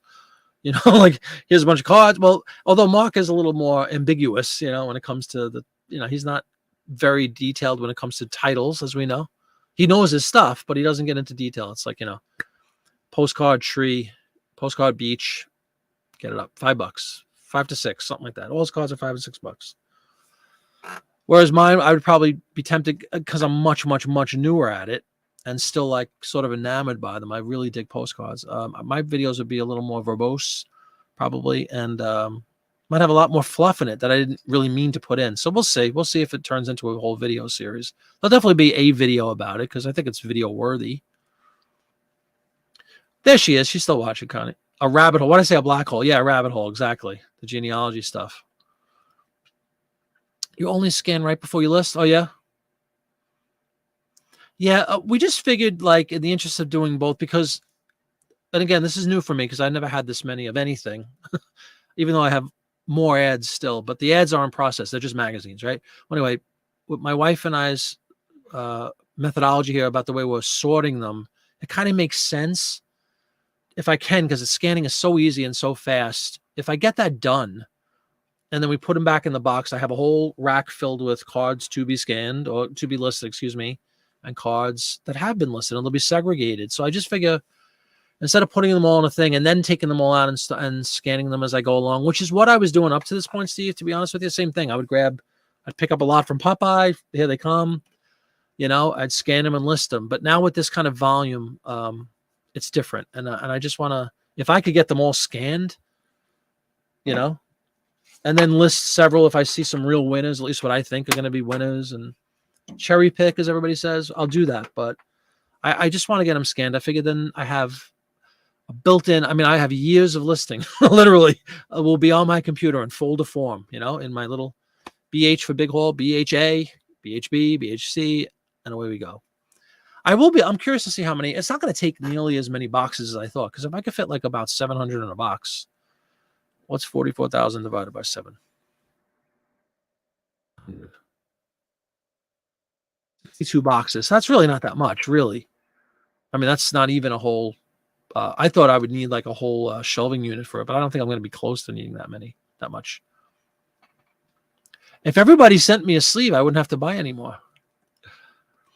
Be like Mark. Send a nice note and a sleeve to start you on your venture.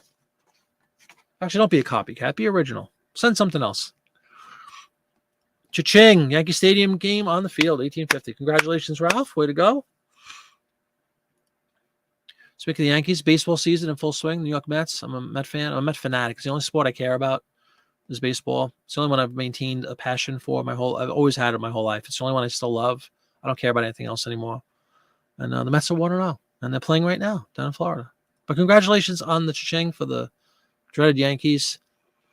You're going to say if you have 5,000 scan, you need to start listing. It's fine to scan, but can't. So it's a combination. Yeah, absolutely. A great point at the ending sentence. Right. The goal is to get that investment back as ASAP, and then the rest is gravy and whatever cliche you want to throw on it. But yeah, I did. Like I said, I've listed a couple hundred already. Not that that's that much, but it's something. So I'm not just scanning, but as we sort and drill down from the initial piles into smaller sections, bite-sized chunks, I'm definitely going to go through and start listing some at the same time. But why not just scan and scan and scan? It's like mindless activity, and it goes right. I have a nice folder system on my computer that just go right in. Bam, bam, bam. I only do 50 at a time per. Like if we use that same, I think it's Popeye's inventory system essentially, but let's just call it, box A.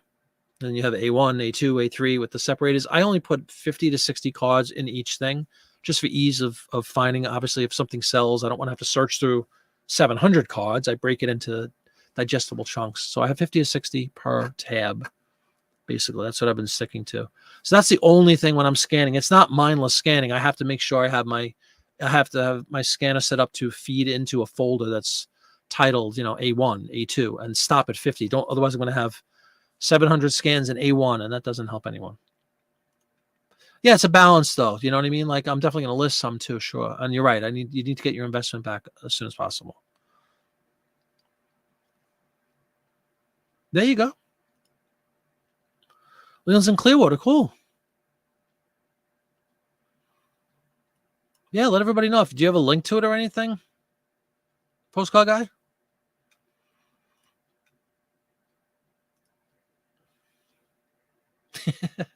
It's all right. No pressure, man. Lori, there she is. Welcome. Lori, good evening to you. I think it's still afternoon. It's always afternoon where Lori lives. It never gets to night. Just kidding. Welcome, Lori. Happy Friday. Hope you're enjoying the show. Don't know if you just checked in or if you've been lurching, whatever the word is, listing, lurking. Regardless, welcome. Julie has a new video up, but she's eating dinner, so don't bug her. What's up, Florida man, Jim? How you doing? Unless you got the same cards, it is different where postcard people feed us. Yeah, exactly. An addiction it is. There's no doubt about that. Everybody warned me about this. Yeah, it's a real thing. Love them though. I genuinely like them. I like the product too. And I love the conversation around them, and I love the talking shop, you know what I mean, with postcard people. It is a beautiful thing. Yep.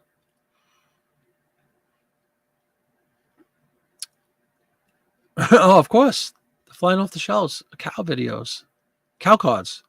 CCs, as we call them in the... No, your mom's side is from Abruzzo. Oh, really? That's a nice combo. Yeah, I'm almost the same. Half Italian and half Irish, with allegedly a little bit of English in there. But let's be honest, it's the same group of people. Obviously, it's just segregated by religion and pretend borders. But yeah, that's cool. Scottish and Norwegian is a nice element thrown in. Yeah, almost anybody in the Northeast is going to have some Italian blood in them. And probably a lot of them are going to have Irish blood, because those are the two gigantic groups that came over in the 1800s into Ellis Island. You scan maybe 3 to 4 or 5 bucks at a time. Yeah. More than one way to skin a cat. Is that the expression? Pretty morbid expression. Let's change that. Right, Dawn? That's not a politically correct. Let's say there's more than one way to slice an orange. That's my new catchphrase. Love the baseball. Only one I care about. The other sports, I mean, I played basketball in high school, and I got into basketball kind of because I was playing it, so I followed it a little bit, but I don't want to sound like an idiot, but I swear to God, I couldn't tell you one guy anymore. Like, I don't know anyone in basketball anymore. Nobody. When Jordan came up, I was in high school, graduated. What year did he come up? 84, 85. I was like a senior in high school when he came up, and I watched him up. And I think I bailed on basketball when the Knicks were in the finals against when Charles Barkley went to, what's the West Coast team? I forgot what they called already. But anyway, like 93, 94 is when I checked out of basketball, excuse me. So I have no idea. Football, I've never really been that crazy about it. It's just, to me, it's all about betting and stuff. That's why it's so popular. It's not really the game. It's the mentality of everybody hanging out and drinking and eating and betting on a Sunday. It's like a party thing more than an actual enjoyment of the sport. At least I think that. And hockey isn't even a sport, so we're not going to count that. I'm just kidding, John. John loves hockey. John loves Penguins hockey. That's all right. That's all right. At least you made it. I appreciate you taking the time to stop in. Thanks to you, you didn't toss the Life magazines. Good. Yeah, that's like throwing money out the window, man. Don't do that. You removed one fish tank and now have room for the wife to install 5 more shells. There you go. Because, again, she got over all winter. How many times did she travel, Mark? Twice? Twice in like 4 months? She's got to do something to earn a keep, right? Dawn's feeling great. She's high as a kite right now. 20 to 25,000 more cards. You know it, man. Beetle cards. No, I do not, Charles. But let me just tell you, if I find any, that'll probably be a video. I guess what a great point. I guess they probably have postcards with the Beatles on it, right? I'll let you know, Charles. Still trying to figure out why and how I would want to import my posh listings to whatnot. Ugh, not a posh guy. Not a posh fan. But I'm not against anybody making a buck on posh. All the power to you.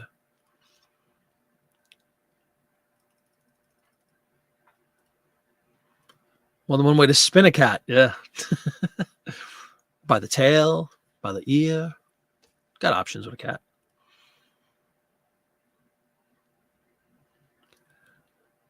Yeah, she's got a strap. Don't they put the tennis rackets on the bottom of their shoes in Canada still? Don't they do that? That's what I saw that in a movie once. Or it was on Grizzly Adams, I think, which is actually from Montana. Julie Norman.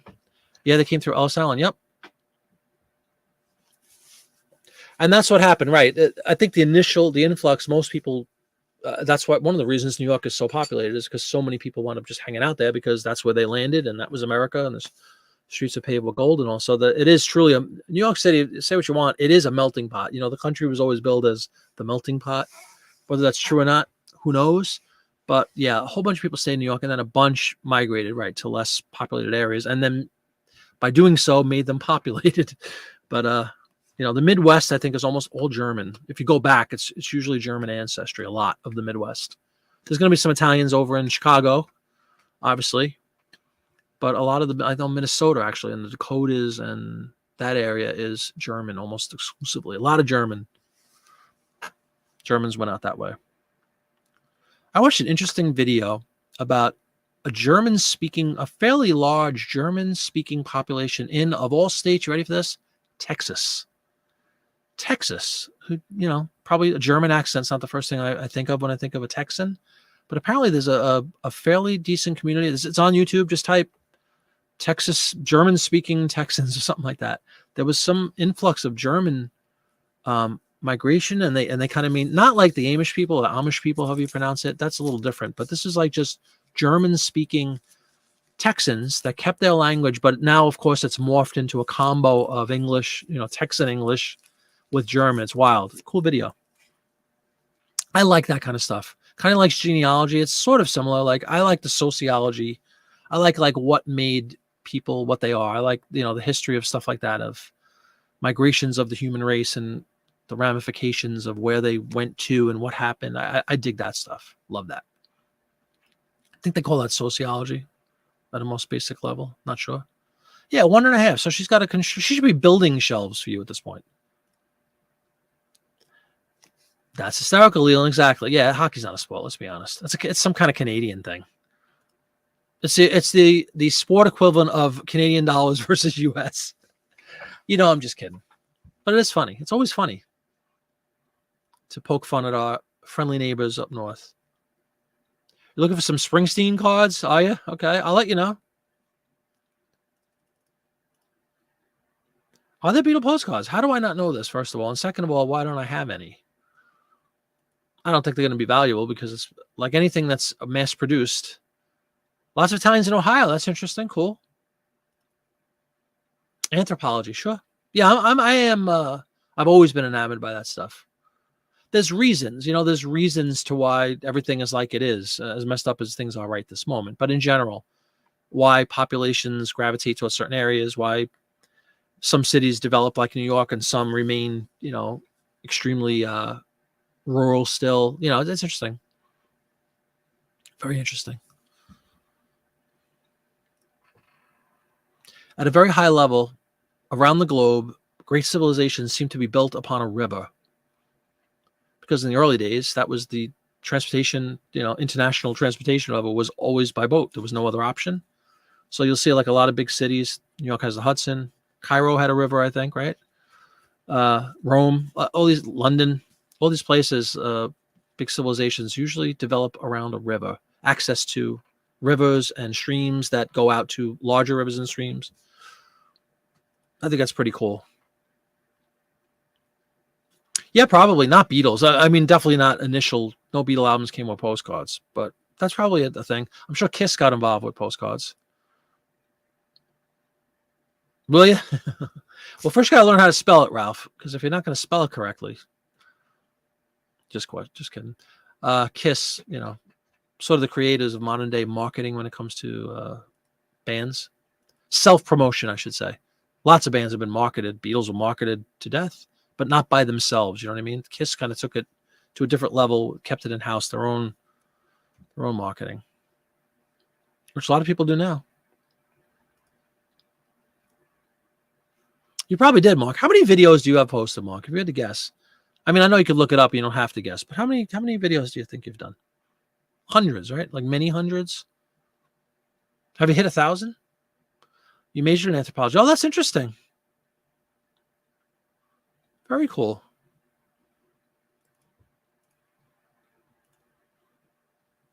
Indeed. Much to the chagrin of most of the rock and roll community who can't stand him. But you can't deny he's a brilliant mind when it comes to marketing. I agree wholeheartedly. I used to love Kiss. When I was in the 70s, I loved Kiss. Like anybody my age probably did. I'm sure, I would think John probably did. You had to love, like 1975, 76. You had, if you were 10 years old or so, you had to love Kiss. They were just so over the top. But I really do like the music. I still like the music from that era. Like I don't even need all the showmanship and all that stuff and the fun and the, fireworks and blood and all that good stuff that came along with it. I dig the songs, but I check out with Kiss also. Dynasty 1979 was the last real Kiss album with the original members. And at that point, Peter Criss, the drummer, wasn't even playing drums anymore. They had a session guy who's in David Letterman's band for the last 30-something years. And they did disco songs and all that. So that was kind of disgraceful. But give me 73 to 78. The solo albums came out in 78. So 73 to 77, Kiss. It's good stuff. Now, should they have hung it up 40 years ago? Absolutely. But they are still on a final. They threatened that the last show will be in December. I think I just watched a video about that. Their last concert is December 1st and 2nd at Madison Square Garden. I saw them in Madison Square Garden. I saw them in the, this is a wound that hasn't been healed yet. And it's been since, how many years since 1977? 1977, I lived in Staten Island. We lived in a two-family home, up and down kind of a house, right? And the kids that lived downstairs from us were about 5 or 6 years older than me. So let's say I'm 10, they're like 15, 16, right? They loved Zeppelin. They loved, and I love Zeppelin too, but they were like, they saw Zeppelin. I was a little bit too young. So Kiss comes to Madison Square Garden in 1977. I begged my mom, if you're watching, Mom, begged my mom to go with the girl downstairs. Her name was Diane. She was probably about 16 or 15. She's like, don't worry. We trusted. They used to come up and babysit us. We were friends. We were practically like family. She said, don't worry. It was a train ride for half an hour, and I would have been in Madison Square Garden from where we lived. Long story short, denied, wasn't allowed to go see Kiss. 1977 was Zeppelin's last American tour as well. Please let me go. Diane's going to take me. And Diane had a big powwow with my mom. Don't worry. I'll take care of him. I'll watch him. Nope. Couldn't go. What happens? In 1980, when I'm finally old enough to go, John Bonham dies. So I can't. Zeppelin was supposed to tour in 81. No tour because the drummer dies. Kiss disbands, becomes this horrible version of Kiss. So anyway, back in 96, which seems like yesterday, but it's not anymore, is it? They did a huge reunion, Kiss reunion, all the original members, and they went out on a phenomenal tour, which was exactly like the 7. It was the Love Gun tour. It was just 18, 19 years later. And me and a few of my friends, all of the same age, we went right after work. We got tickets, and I have never screamed. Well, I have screamed probably more than that, but it was one of the most exciting shows I've ever seen in my life. It was exactly the same as I would have seen when I was 10, except that 29, 30. So great. So great.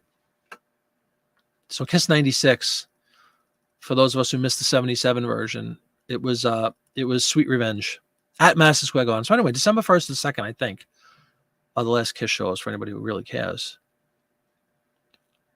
We got Ralph selling me Beatle postcards. We got Good Question from Jackie Jack. We got Dawn studying Aztec anthropology. 200 videos from Mark. Really? It seems like you have a lot more than that. I have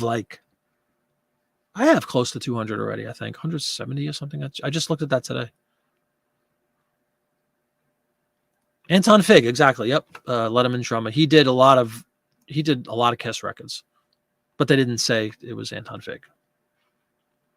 He did a lot of session work. He's on a lot of people's records. Anton Fig's great. I saw Anton Fig.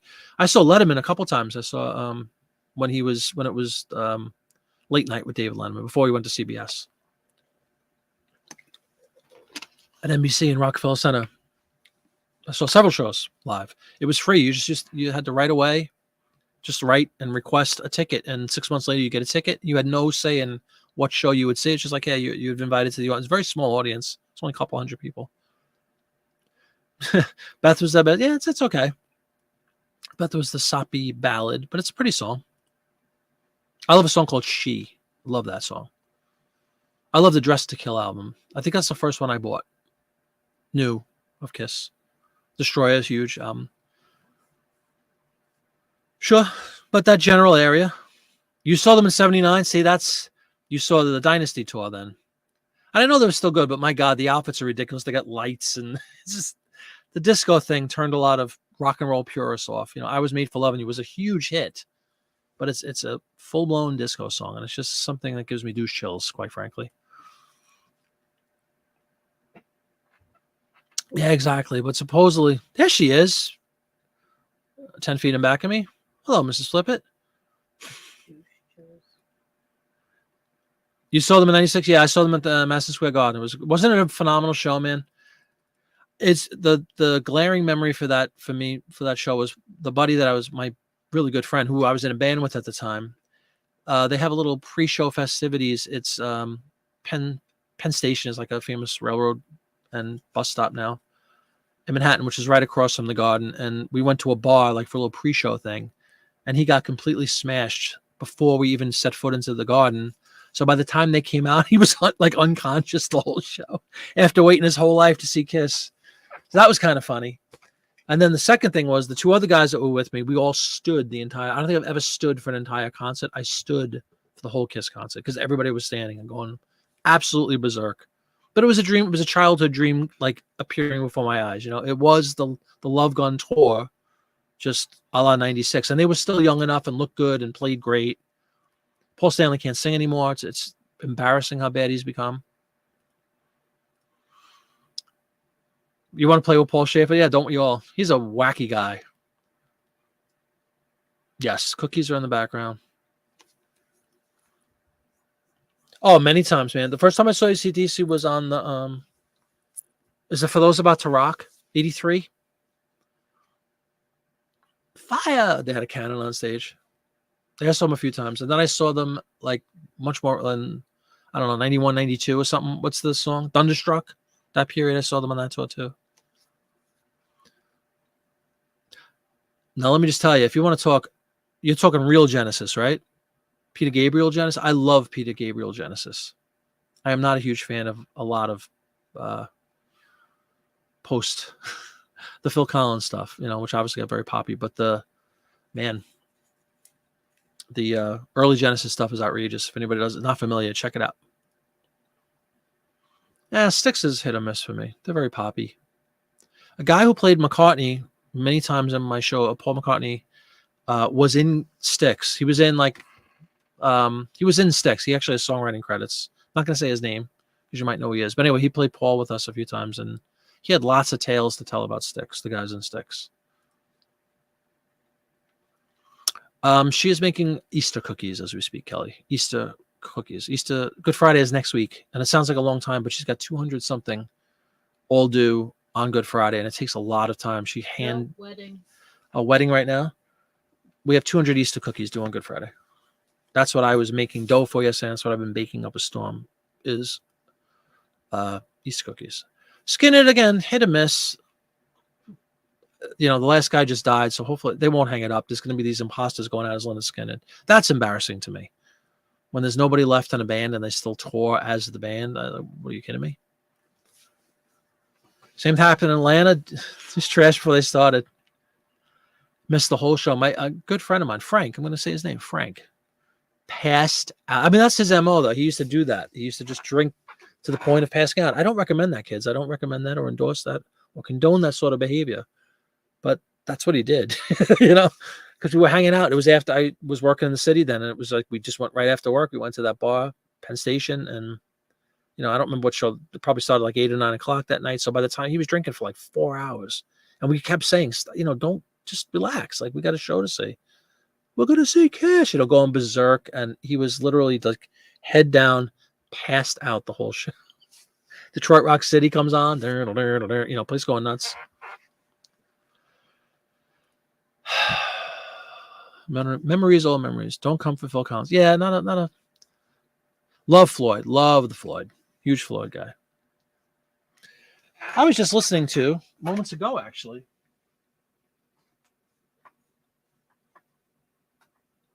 if you want to talk some Floyd, I just picked up.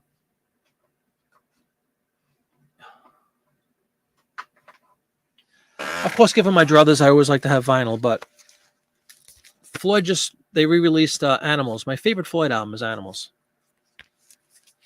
Not the most popular thing, but it's my favorite record. They just released it. It's a 2018 remix, but it just came out like a few months ago. It's really cool. And I was cranking it just a little while ago. So yes, I love Pink Floyd. They're my probably number 3 band, 3 or 4 of all time. Dawn IKR. You know, cookies take a while. Yes.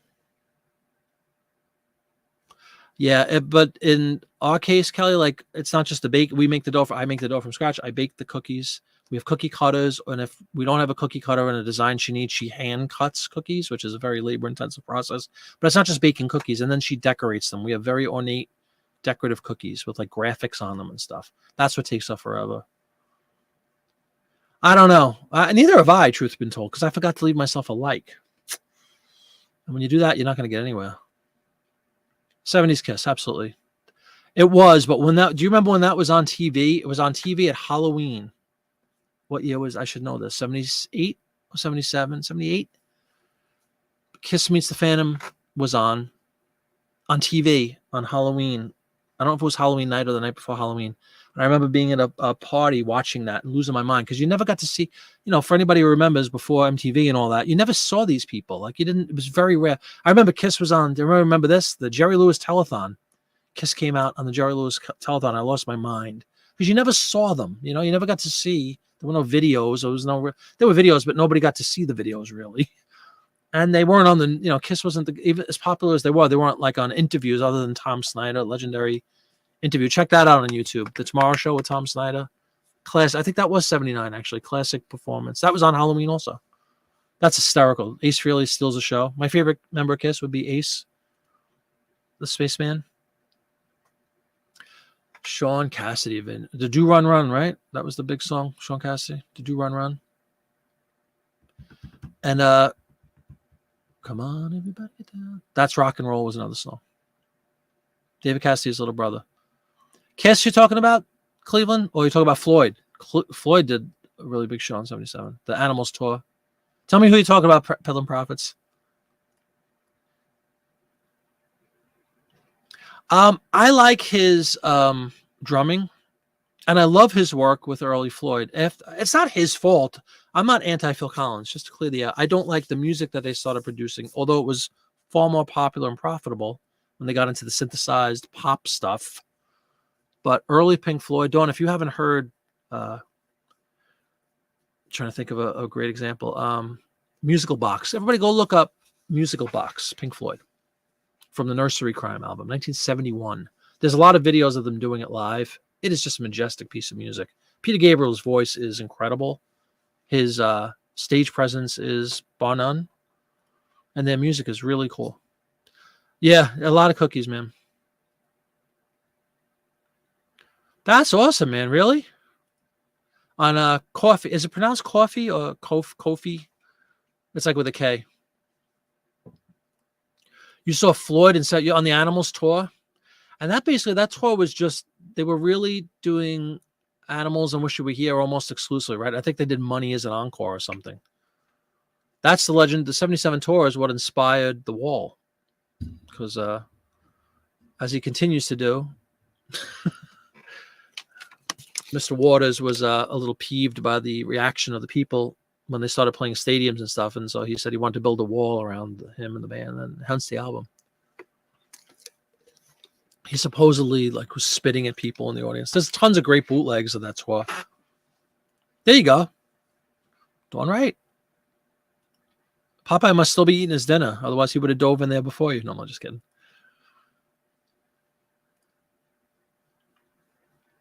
Genesis, not Floyd. No, Peddling Prophets was saying he saw Floyd in 77, which is the Animals tour. Peddling Prophets, Animals, you agree? Great, phenomenal album. And the remix is really good. I'm not usually a fan of people screwing around with, something as good as Sacred. But it is a beautiful remix, really well done. It just brings everything to the forefront a little more. Yeah, I think it's a good idea. Coffee. Surprised you pronounce it that way, Mark. I would have thought coffee. No N in relist or ENSS. Lo-fi. Yeah, there you go. Cars are okay. Cars have some good music. Their first album is like a greatest hits album. It's amazing. And it's a debut record. Agreed, man. Some must say, what went wrong? I'm one of those people. There you go. Oh, well, all he does for you. There you go. All right, everyone. We're approaching 8 o'clock. It's been a solid 2-hour show. I want to thank everybody for stopping in tonight and making this such a fun event. Have a great weekend. If you're around New York and you're interested in attending that postcard show, I hear it's a really good one. It's a big one. It's a Mary Martin one. Tomorrow in Manhattan, you can check out that site that Kelly put a link in there, postcardhistory.net, I think it was. Check that out. I'm going to get a video together. It's not going to be this lengthy series like I initially thought, because again, so many people have done basically the same thing, including Mark. Here's my haul. Here's me driving out and picking it up. Here's me sorting through it. Here's some of the cars I got. I mean, it's too predictable, and there's nothing wrong with it. It's cool. I would watch them. I don't know that I want to make the same thing, because it would kind of be the same thing. There's really not much else you could do with that scenario, but I'll definitely keep everybody updated as far as progress, and that's definitely something I'll do in video form, maybe. You know what I mean? Instead of one huge, insert free YouTube music with driving scene like I already did when I went to York. I don't want to repeat that. That's all. So I'll try to be, as hard as it is, try to be a little bit original with videos, and but I'll definitely keep everybody that cares up to date with the progress, and hopefully we'll start. Most importantly, Kelly brought up a great point. Exactly. Let's get that investment back first. So that's mission number one, and then away we go, hopefully. So have a great weekend, everybody, and I'll see you on Monday. I will be back on Monday. We don't have anything, fingers crossed, going on that should prevent me from being on. So I'll see everybody on Monday. I hope you have a great weekend. Bye-bye.